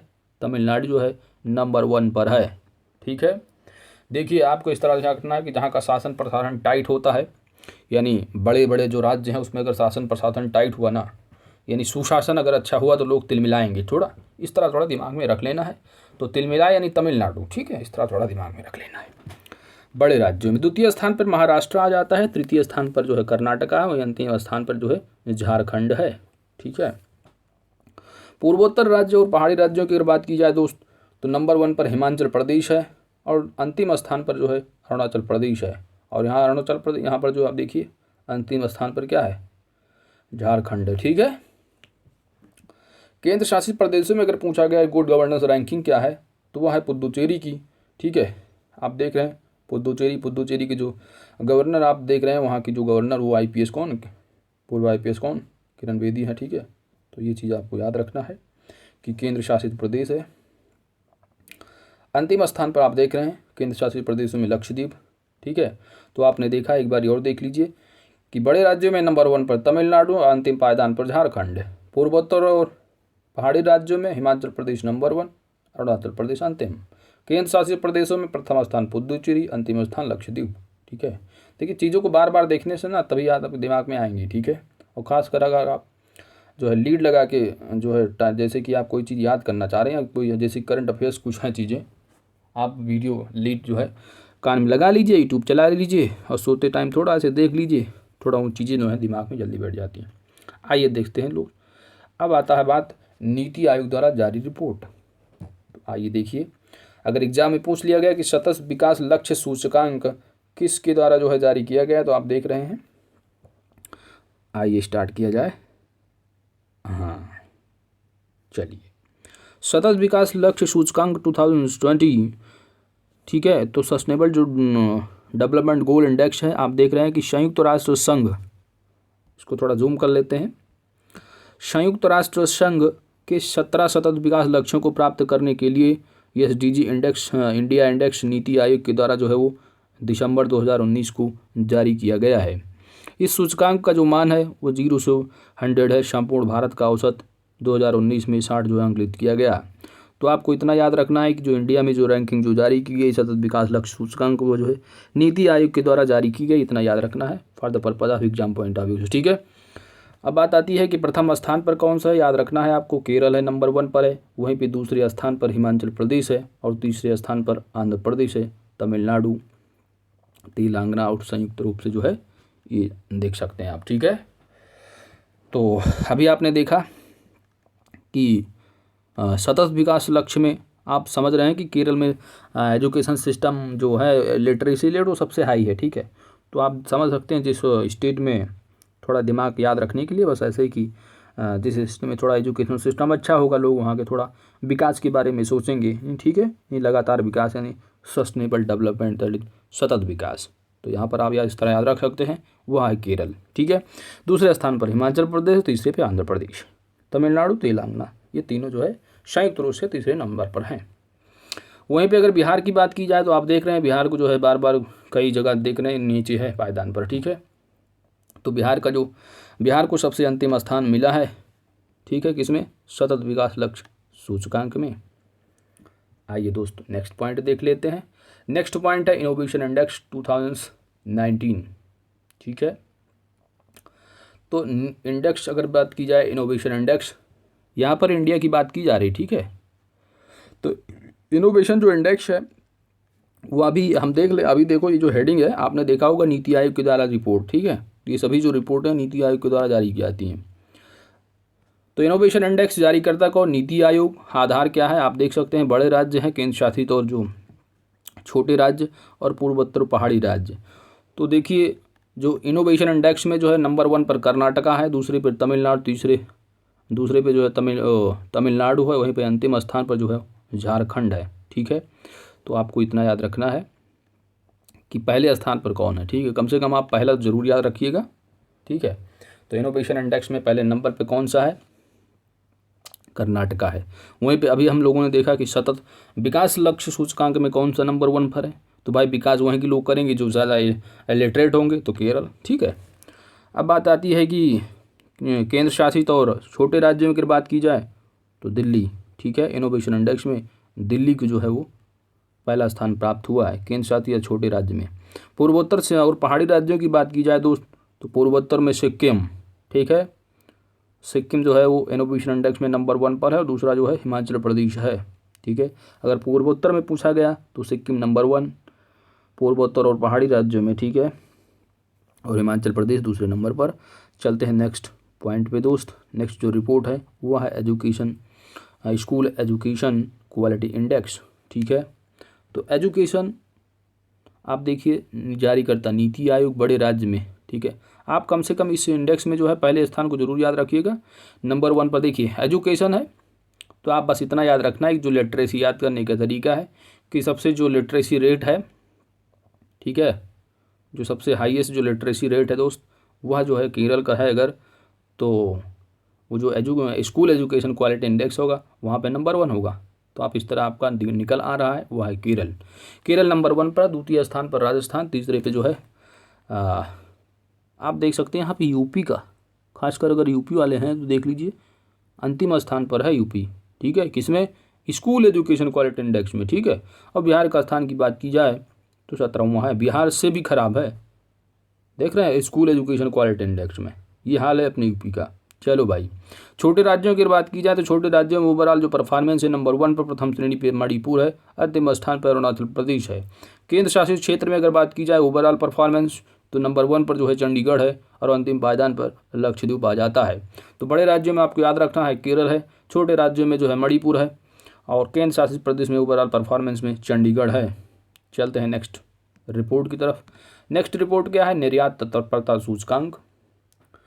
तो जारी करता नीति आयोग, प्रथम स्थान पर गुजरात है, दूसरे स्थान पर जो है वो महाराष्ट्र है, तीसरे स्थान पर तमिलनाडु आ जाता है। ठीक है, कुछ नोट देख लेते हैं। नोट क्या है कि वर्तमान में भारत की 70% जो केवल 5 राज्यों का वर्चस्व है, और ये राज्य महाराष्ट्र गुजरात। ठीक है, तो ये जो है नेक्स्ट पॉइंट का है जो कि हम लोग यहाँ पर तत्परता, ठीक है, इसमें देख रहे हैं। तो आपने यहाँ पर देखा है कि ये राज्य कौन कौन से हैं? महाराष्ट्र, गुजरात, कर्नाटक, तमिलनाडु और तेलंगाना। किसमें? निर्यात में। ठीक है, यानी अगर सबसे ज़्यादा जो निर्यात कर रहे हैं भारत की जो राज्य, वो 5 राज्य हैं, वर्चस्व उनका कायम है, और वो है महाराष्ट्र, गुजरात, कर्नाटक, तमिलनाडु, तेलंगाना। चलते हैं नेक्स्ट पॉइंट की तरफ दोस्त। नेक्स्ट पॉइंट रिपोर्ट इनको देख लेते हैं। आइए अब आ जाते हैं बात पब्लिक अफेयर इंडेक्स 2020। क्या है? Public affair index 2020। तो पब्लिक अफेयर सेंटर द्वारा 2 नवंबर 2020 को के कस्तूरी रंगन की अध्यक्षता में जारी किए गया है। ठीक है, आपने जो अभी नई पॉलिसी आई है एजुकेशन की, ठीक है, उसमें भी जो अध्यक्षता की है, किसकी अध्यक्षता में था, वो रिपोर्ट तैयार की गई थी के कस्तूरी रंगन। ठीक है, तो याद रखना है।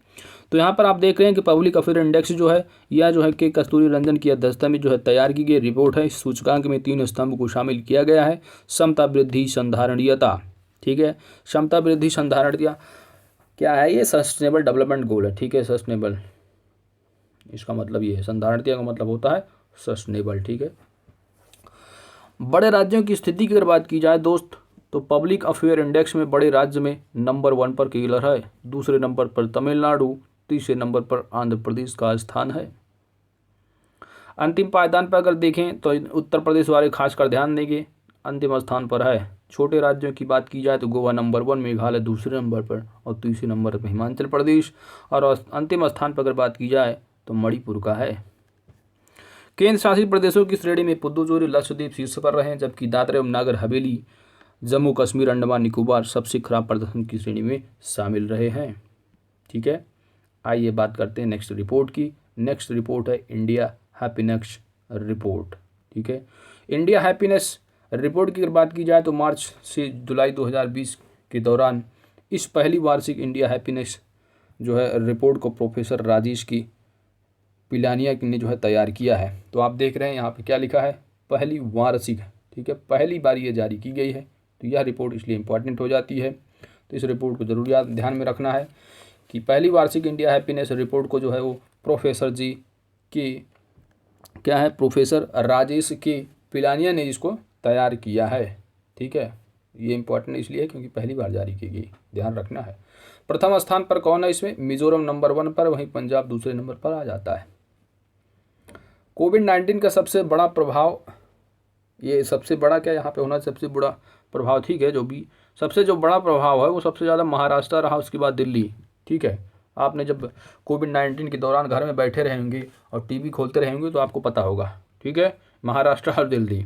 बात आती है स्वच्छ सर्वेक्षण ग्रामीण पुरस्कार 2019। तो अगर पूछा गया एग्जाम में कि किस स्टेट को मिला है तो आपको याद रखना है कि स्वच्छ सर्वेक्षण ग्रामीण पुरस्कार जो है 2019, जो कि जल शक्ति मंत्रालय के द्वारा जो है जारी किया जाता है। शीर्ष जो रैंक प्राप्त करता राज्य है वो है तमिलनाडु। शीर्ष रैंक प्राप्त जिले की अगर बात की जाएगी तो पेडापल्ली जिला तेलंगाना का है। वहीं पे अधिकतम नागरिक भागीदारी वाला राज्य अगर बात की जाएगी दोस्त तो वह है उत्तर प्रदेश, याद रखना है। सड़क दुर्घटना रिपोर्ट 2019 की अगर बात की जाए तो सड़क दुर्घटना रिपोर्ट में जो है किसके द्वारा जारी किया जाता है, तो सड़क परिवहन एवं राजमार्ग मंत्रालय इस समय किसके पास है, तो यह जो है नितिन जयराम गडकरी के पास है। ठीक है, मंत्रालय। बात आती है कि सबसे ज़्यादा सड़क दुर्घटना किस स्टेट में है इस रिपोर्ट के अनुसार, तो वह है तमिलनाडु। ठीक है, और यह भी रिपोर्ट जो है आप देख रहे हैं कि स्वच्छ सर्वेक्षण ग्रामीण में भी नंबर 1 पर क्या रहा, तमिलनाडु। और सबसे ज़्यादा सड़क दुर्घटना में भी नंबर 1 पर कौन, तमिलनाडु। सबसे ज़्यादा सड़क दुर्घटना से जो मौत होने वाला प्रदेश है तो उसमें उत्तर प्रदेश जो है शीर्ष रैंक प्राप्त जो है ये है। ठीक है, कौन सा है, उत्तर प्रदेश, जो कि सबसे ज़्यादा सड़क दुर्घटना में मौत है वो है उत्तर प्रदेश। शीर्ष रैंक प्राप्त जिला की अगर बात की जाएगी तो पेडापल्ली तेलंगाना है। ठीक है, और यहाँ पर भी सबसे स्वच्छ सर्वेक्षण ग्रामीण रिपोर्ट का सबसे जिला नंबर 1 यहाँ पर भी पेडापल्ली तेलंगाना था। चलते हैं नेक्स्ट रिपोर्ट देख लेते हैं। नेक्स्ट रिपोर्ट क्या है आइए देखते हैं। नेक्स्ट रिपोर्ट है नवाचार उपलब्धियों पर संस्थाओं की अटल रैंकिंग। क्या है, नवाचार उपलब्धियों पर संस्थाओं की अटल रैंकिंग, एक्सक्यूज मी। तो इसमें क्या है कि ये जो रिपोर्ट जारी की गई है अटल रैंकिंग नवाचार उपलब्धियों पर, तो यह जो है 18 अगस्त 2020 को, इंपॉर्टेंट ये नहीं है टाइम, वर्चुअल माध्यम से एम वेंकैया नायडू के द्वारा जारी की गई। पॉइंट इंपॉर्टेंट है, किसके द्वारा, उपराष्ट्रपति की द्वारा। और यह जो है दूसरा संस्करण, पहला संस्करण 2019 में। रैंकिंग को जो है शिक्षा मंत्रालय, भारत सरकार की नवाचार प्रकोष्ठ एवं अखिल भारतीय तकनीकी शिक्षा के द्वारा जो है तैयार किया गया है। तो इतना इंपॉर्टेंट ये बात है कि नवाचार उपलब्धियों संस्थान जो अटल रैंकिंग किसके द्वारा जारी की गई, आपको याद रखना है एम वेंकैया नायडू, जो कि वर्तमान में उपराष्ट्रपति हैं। और रैंकिंग मुख्य रूप से 6 पैरामीटर के आधार पर जो है तैयार की गई, बस इतना आपको याद रखना है। एम वेंकैया नायडू के द्वारा जो है जारी की गई रिपोर्ट है। और रिपोर्ट का क्या है इसमें ये देख लेना है आपको। रिपोर्ट में जो है नंबर 1 पर अगर बात की जाएगी तो राष्ट्रीय महत्व के संस्थान केंद्रीय विश्वविद्यालय में कौन सा नंबर 1 पर है, वह है जो है IIT मद्रास।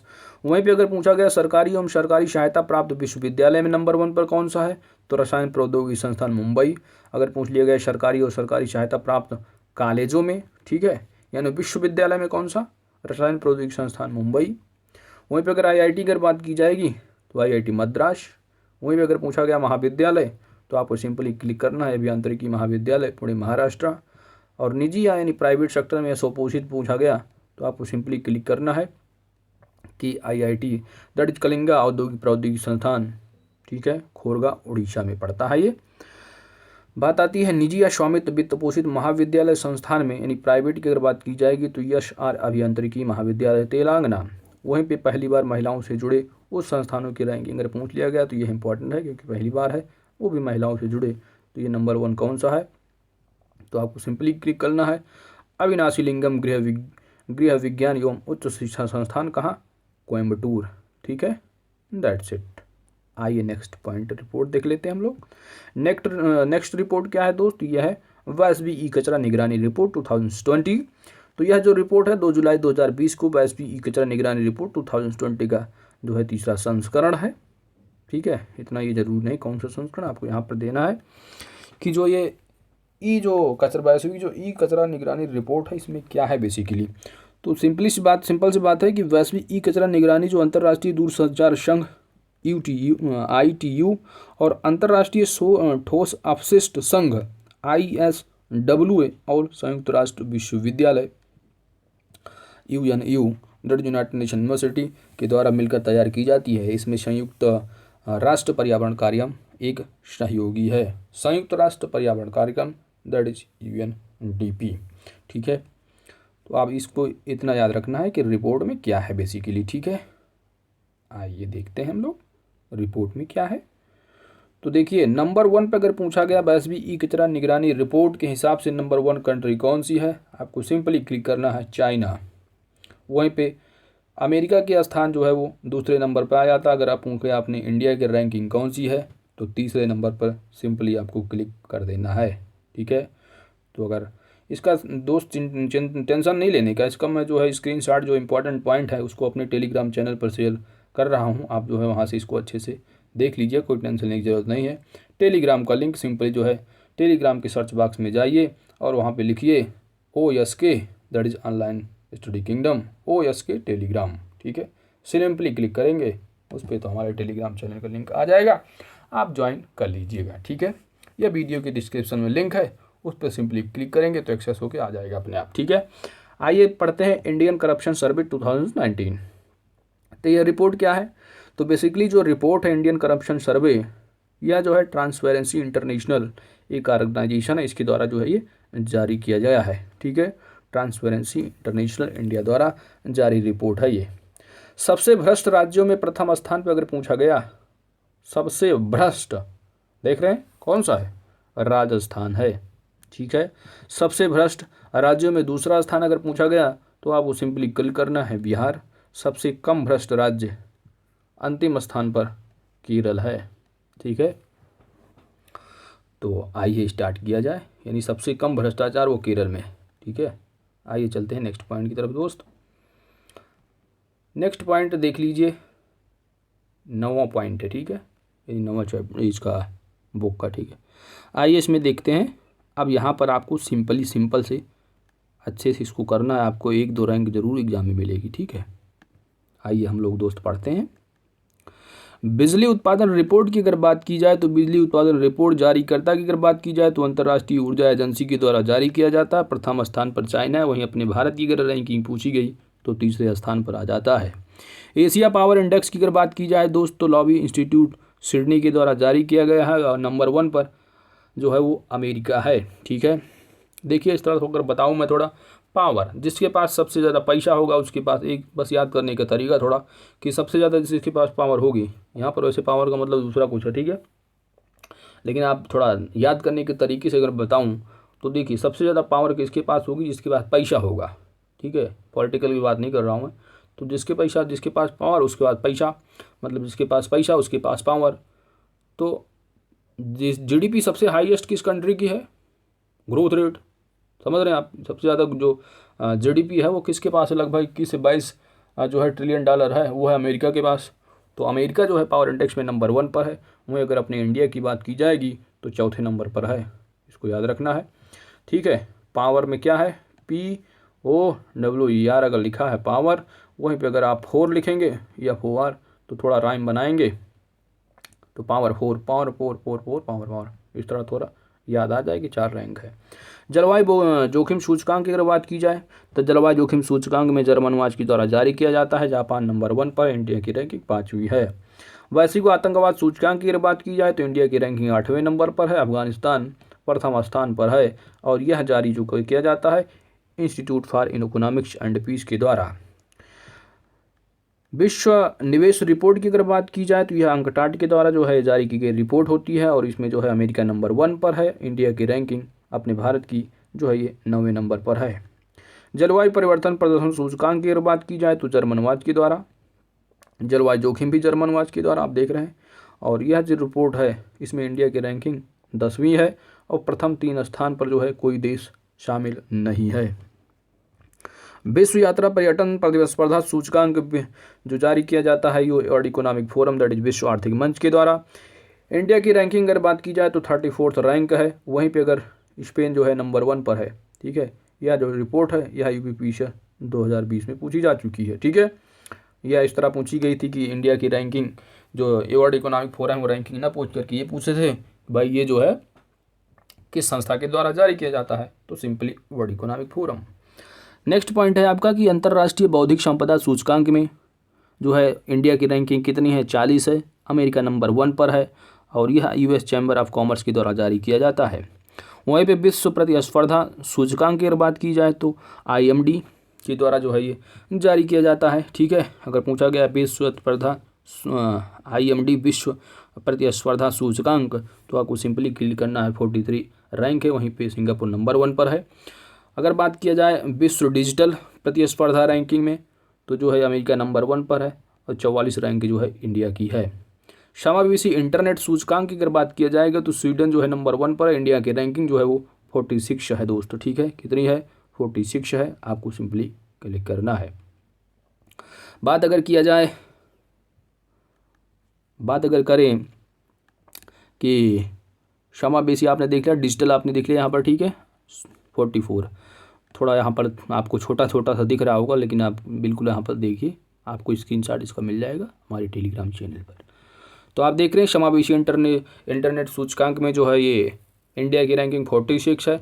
वहीं पे अगर बात की जाए ग्लोबल इनोवेशन इंडेक्स 2020 की तो यह जो है विश्व बौद्धिक संपदा संगठन इंसीड के द्वारा जो है ये संयुक्त रूप से जारी किया जाता है। स्विट्जरलैंड नंबर 1 पर है, इंडिया की रैंकिंग 48 है। वैश्विक लोकतंत्र सूचकांक की बात की जाती है तो ये इकोनॉमिक्स इंटेलिजेंस के द्वारा जारी किया जाता है। नॉर्वे नंबर 1 पर है, इंडिया की रैंकिंग 51 है। वहीं पे अगर बात की जाए वैश्विक स्वास्थ्य सुरक्षा सूचकांक तो यह जो है अमेरिका नंबर 1 पर है, इंडिया की रैंकिंग 57 है।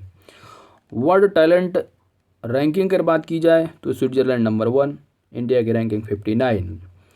अगर बात किया जाए ease of doing business report तो वर्ल्ड बैंक के द्वारा जारी किया जाता है। न्यूजीलैंड नंबर 1 पर, इंडिया की रैंकिंग 63 है।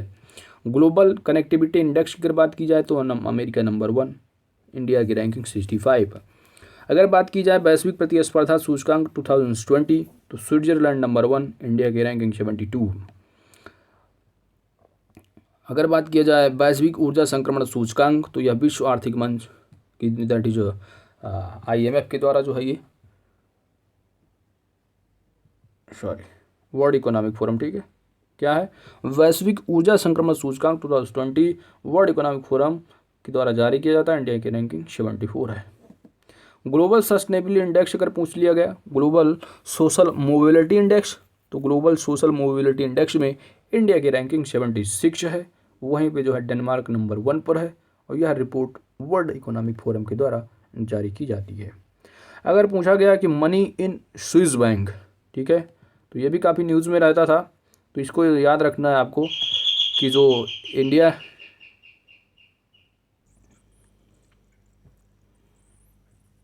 नेक्स्ट जो आपका पॉइंट है यह है मनी इज स्विस बैंक। ठीक है, क्या है मनी इज स्विस बैंक। तो आप देख रहे हैं इंडिया की जो रैंकिंग है ना यह 77 है। कितनी है, 77। ठीक है, वहीं पे अगर बात की जाए सबसे ज़्यादा जो पैसा है स्विस बैंक में वो किस कंट्री का है, तो आप देख रहे हैं यूनाइटेड किंगडम का है। किसका, यूनाइटेड किंगडम। सबसे ज़्यादा स्विस बैंक में पैसा इन्हीं कंट्री का है। इंडिया की रैंकिंग अगर बात की जाए तो स्विस बैंक में इंडिया की रैंकिंग अगर बात की जाए तो 77वीं है, याद रखना है। चलते हैं नेक्स्ट पॉइंट की तरफ दोस्त। ग्लोबल रिश्वत जोखिम, क्या है रिश्वत जोखिम इंडेक्स में इंडिया की अगर बात की जाए तो 77वें नंबर पे है। वहीं पे अगर बात की जाए पहले नंबर पे उत्तर कोरिया है और यह रिपोर्ट किसके द्वारा जारी की जाती है, संस्था का नाम है ट्रेस मैट्रिक्स। वैश्विक भ्रष्टाचार सूचकांक की अगर बात की जाए इंपॉर्टेंट द ट्रांसपेरेंसी इंटरनेशनल के द्वारा जारी की जाती है। अगर बात की जाए नंबर 1 पर कौन है, देखिए यहाँ पर वैश्विक भ्रष्टाचार सूचकांक 2019 की बात की जा रही है। ठीक है, तो इसमें जो इंडिया की रैंकिंग है वह 80 है। ठीक है, और डेनमार्क वहाँ पर नंबर 1 पर है।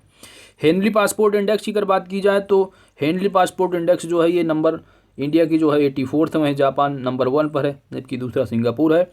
और अंतर्राष्ट्रीय हवाई अड्डा जो है हवाई परिसंघ के द्वारा ये जारी किया जाता है। वैश्विक भुखमरी सूचकांक की बात की जाए तो वैश्विक भुखमरी यानी हंगर इंडेक्स में, ग्लोबल हंगर इंडेक्स में जो इंडिया की रैंकिंग है ना दोस्त, वह 94 है। ठीक है, कितनी है? 94 है। यह बिल्कुल नई रिपोर्ट दैट 2020 की है। इसको याद रखना, इंडिया की रैंकिंग 94 है। किसके द्वारा जारी की जाती है? यह है वेल्थ हंगर लाइफ। 17 देशों संयुक्त रूप से, जिसमें चीन भी शामिल है। ठीक है, ये सब क्या है?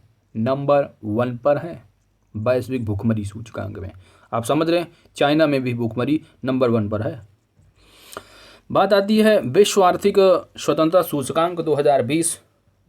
तो यह जो है heritage foundation, wall street journal के द्वारा जारी रिपोर्ट होती है और यह सिंगापुर नंबर 1 पर है। वहीं अगर इंडिया की बात की जाए विश्व आर्थिक स्वतंत्रता सूचकांक the world economic freedom index में, तो इंडिया की रैंकिंग जो है 105, 105वीं रैंक है। चलते हैं नेक्स्ट रैंक की तरफ दोस्त। नेक्स्ट जो रिपोर्ट है वह है, नेक्स्ट जो रिपोर्ट है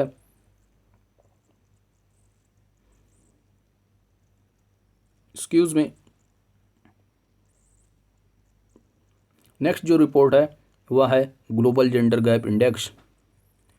तो इसमें जो है विश्व आर्थिक मंच के द्वारा जो है नंबर 1 पर है। वहीं इंडिया की अगर बात की जाए तो 112, 112वीं रैंक है।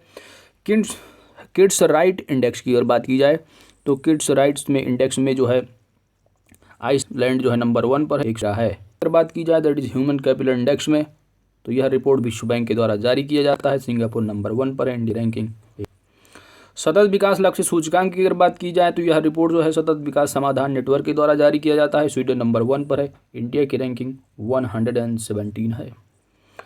मानव विकास सूचकांक में अगर बात करेंगे तो मानव विकास सूचकांक में जो है ये रिपोर्ट जो है UNDP that is United Nation Development Programme, ठीक है, संयुक्त राष्ट्र विकास कार्यक्रम के द्वारा जारी रिपोर्ट होती है। नॉर्वे नंबर 1 पर है। वहीं इंडिया के रैंकिंग 129, 129वीं है। अंतर्राष्ट्रीय महिला शांति एवं सुरक्षा सूचकांक की बात की जाए 2019 रिपोर्ट, यह नॉर्वे नंबर 1 पर है। इंडिया की रैंकिंग 133 है। वैश्विक शांति सूचकांक की बात की जाए दोस्तों, Institute for Economics and Peace के द्वारा जारी किया जाता है और इसमें जो है वर्ल्ड इकोनॉमिक पीस में इंडिया की जो रैंकिंग है ना 139 है। वहीं पे आइसलैंड जो है नंबर 1 पर है। ठीक है, विश्व प्रेस स्वतंत्रता सूचकांक इंपॉर्टेंट सूचकांक है। तो यह जो है रिपोर्ट, यह जो जारी की जाती है रिपोर्ट, यह रिपोर्टर्स विदाउट बॉर्डर्स के द्वारा जारी रिपोर्ट होती है। नॉर्वे नंबर 1 पर है। वहीं इंडिया की रैंकिंग 142 है। ठीक है, ये साल दर साल जो है ये रैंक घटते जा रहे हैं। पिछले में जो है इसके पहले 140 थी, फिर इसके पहले 138 थी, उसके पहले भी 136 थी। तो 2 पॉइंट ये खिसकती जा रही है। ठीक है, देख रहे हैं आप, ये जो प्रेस है इंडिया का, आप देख रहे हैं हालत क्या है। ठीक है, आगे चलते हैं विश्व खुशहाली सूचकांक 2020। तो यह जो है UNSDS के द्वारा जारी नंबर 1 पर जो है यह फिनलैंड है। वहीं इंडिया की रैंकिंग 144 है। ठीक है, बात करें जाए अगर पर्यावरण प्रदर्शन सूचकांक, तो इसमें इंडिया की रैंकिंग 168 है। डेनमार्क नंबर 1 पर है। जबकि यह जो पर्यावरण प्रदर्शन सूचकांक है येल विश्वविद्यालय के द्वारा जारी किया जाता है। तो दोस्तों हमने देखा महत्वपूर्ण सूचकांक, ठीक है, और रिपोर्ट को। अब नेक्स्ट जो टॉपिक आ रहा है यह है महत्वपूर्ण दिवस और उनके विषय या थीम। ठीक है, तो आइए हम लोग दोस्त देखते हैं क्या है। तो पहला जो दिवस है यह है मानवाधिकार दिवस। क्या है? मानवाधिकार दिवस। मानवाधिकार दिवस जो है वो 10 दिसंबर को हर साल मनाया जाता है। इस बार की जो थीम थी 2020 की वह थी recover better stand up for human rights. विश्व मृदा दिवस की अगर बात की जाए तो 5 दिसंबर को मनाया जाता है। इसका जो थीम है वह है keep soil alive, protect soil biodiversity.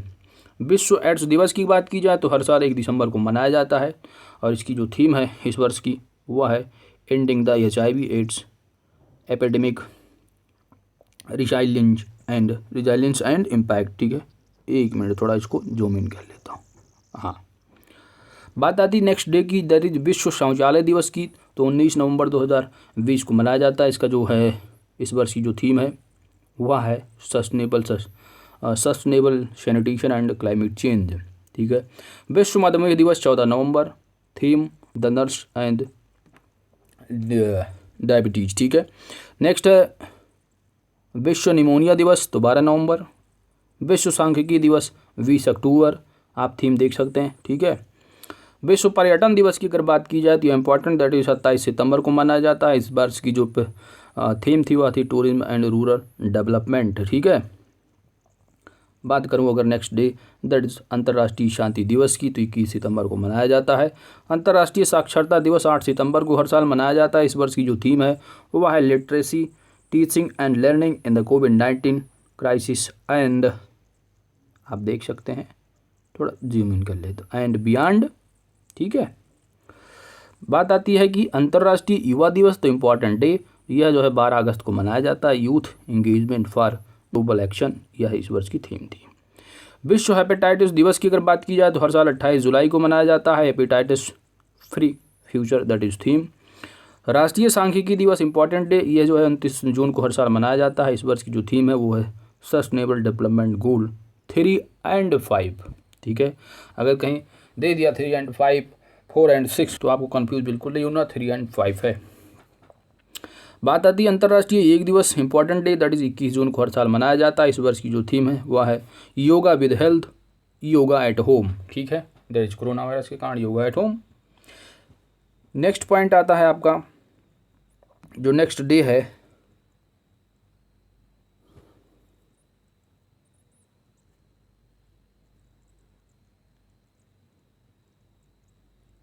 Excuse me, थोड़ा प्रॉब्लम चल, एक्सक्यूज मी,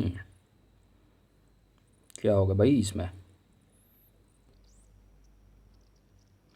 तो नेक्स्ट आपका डे है वह विश्व शरणार्थी दिवस। तो विश्व शरणार्थी दिवस हर साल को 21 जून मनाया जाता है। इस साल की जो थीम है वह है एवरी एक्शन काउंट। विश्व रक्तदान दिवस की बात की जाए तो 14 जून, और जो थीम है वह है सेफ ब्लड सेफ लाइफ, ठीक है। नेक्स्ट है कि विश्व पर्यावरण दिवस, इंपॉर्टेंट डे है, ये हर साल 5 जून को मनाया जाता है। इस वर्ष की जो थीम है वह है टाइम फॉर नेचर। विश्व दुग्ध दिवस की अगर बात की जाए तो 1 जून को। विश्व तंबाकू निषेध दिवस की अगर बात की जाए तो ये इंपॉर्टेंट डे है दोस्त। इस वर्ष की जो थीम है वो है protecting youth from industry manipulation and preventing them from tobacco and nicotine use, ठीक है। और देखिए 1 मई को वह मजदूर दिवस, अगर महीने के 1 तारीख को काम करते हैं तो महीने के लास्ट में बैठ जाते हैं और खैनी मलते हैं, काम खत्म, महीने के लास्ट में खैनी मलते नहीं तंबाकू। तो इस तरह थोड़ा दिमाग में रखना कि 1 तारीख को मजदूर दिवस और जो है 31 मई को जो है विश्व तंबाकू निषेध दिवस, खैनी वाला दिवस जो है मनाया जाता है। बात आती है अंतर्राष्ट्रीय जैव विविधता दिवस, तो ये भी डे इंपॉर्टेंट है, या 22 मई को जो है मनाया जाता है हर साल। और इस साल की जो थीम है वह है our solutions are in nature. Next है विश्व रेड क्रॉस दिवस, तो ये 8 मई को मनाया जाता है। इस वर्ष की जो एंड एवरी डे है, इसको भी याद रखना क्योंकि कोविड लोगों ने काफ़ी मदद भी की थी। चलिए आगे देखते हैं नेक्स्ट डे। नेक्स्ट डे क्या है, तो नेक्स्ट डे है आपका, हाँ, नेक्स्ट डे है विश्व प्रेस स्वतंत्रता दिवस कब मनाया जाता है, तो हर साल जो है 3 मई को मनाया जाता है। इस वर्ष की जो थीम है वो है जर्नलिज्म विदाउट फेयर और फेवर। आप देख सकते हैं कि विश्व प्रेस सूचना सूचकांक कितनी गिरती जा रही है, 142 पहुंच चुकी है। पृथ्वी दिवस की अगर बात की जाए तो यह भी इंपॉर्टेंट है, हर साल 22 अप्रैल को मनाया जाता है। क्लाइमेट एक्शन इस बार की थीम थी। विश्व स्वास्थ्य दिवस की अगर बात की जाए तो 7 अप्रैल को मनाया जाता है। इस बार की जो थीम थी वह है सपोर्ट नर्स एंड मिडवाइफ्स, ठीक है।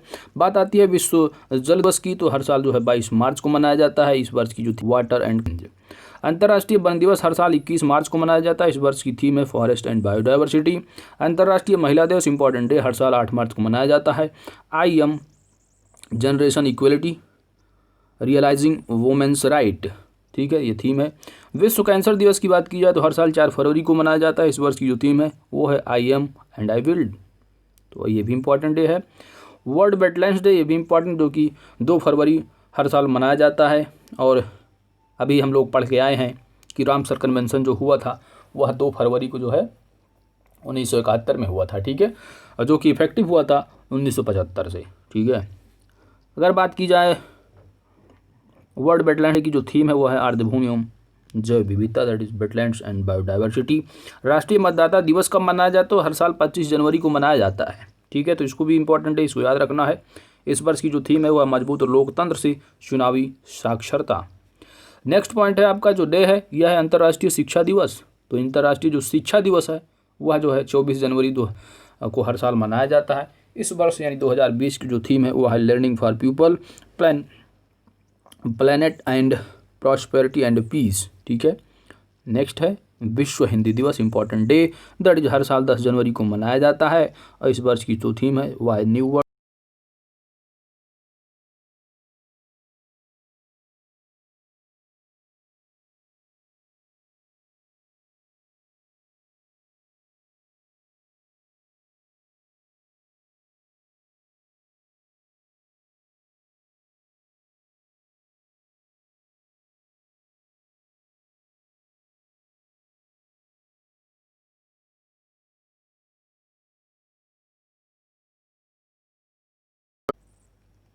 तो दोस्तों हमने जो है महत्वपूर्ण आज तक जो आप देख सकते हैं कि हम लोग कहाँ तक पहुँच चुके हैं, ये है 10 पॉइंट तक। ठीक है।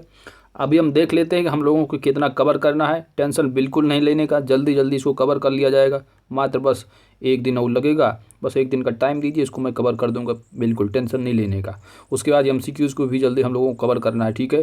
क्योंकि एग्जाम कुछ लोगों का 28 दिसंबर से स्टार्ट है, टेंशन नहीं लेने को, सबसे पहले जो है टू द पॉइंट नोट को कवर कर लेंगे हम लोग। ठीक है। तो चलिए दोस्तों देखते हैं हम लोग ने क्या क्या कवर किया। ठीक है। तो आप देख सकते हैं हम लोगों ने अभी तक जो है 4 लेक्चर में जो है 3 लेक्चर तो हम लोगों ने यहाँ तक कंप्लीट कर लिया था। चौथे लेक्चर में हमने वर्ष 2020 में प्रमुख मिली बिंदु GI टैग देखा, चुनाव विशेष, नवीनतम पर्यावरण एनवायरमेंट करंट अफेयर देखा, सरकार के जो है प्रमुख रिपोर्ट देखे, प्रमुख सूचकांक देखे, महत्वपूर्ण दिवस थीम देखे। ठीक है।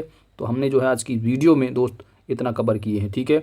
आने वाली वीडियो में जल्दी से जल्दी जो है बचाए कितना है, बस इसको ख़त्म कर लिया जाएगा, कुछ खास है नहीं इसमें। ठीक है। तो टेंशन बिल्कुल नहीं लेने का। और आप हमारे चैनल पर देख रहे हैं इस सीरीज़ को भी कराया जा रहा है, लेकिन सबसे पहले मैं महत्वपूर्ण जो करंट अफेयर्स उसको फिनिश जल्दी करेंगे, उसके बाद उसको भी सीरीज चलती रहेगी। लेकिन जैसे ही to the point note finish होगा उसके बाद उस सीरीज़ का जो टाइम है थोड़ा जो है जल्दी इसको कवर कर लिया जाएगा। ठीक है। तो दोस्त बिल्कुल टेंशन नहीं लेने का, बस लगे रहने का। बस आपको एक काम करना है, अगर हमारे चैनल पर नए हैं तो नीचे जो है सब्सक्राइब का रेड बटन होगा, उसको आप क्लिक कर दें, ताकि जैसे ही आप क्लिक करते हैं हमारा जो एनर्जी है वो बूस्ट हो जाती है। ठीक है। तो आप जो है सब्सक्राइब का जो है बटन दबा दें, और जो है बेल आइकन बगल में आ रही होगी उसको ऑल नोटिफिकेशन पे क्लिक कर दें, ताकि जो वीडियो अपलोड हो आपको जो है उसकी नोटिफिकेशन मिलती रहे। और पढ़ते रहें आप लोग, अच्छे से लगे रहिए। मिलते हैं नेक्स्ट वीडियो में। Thank you guys.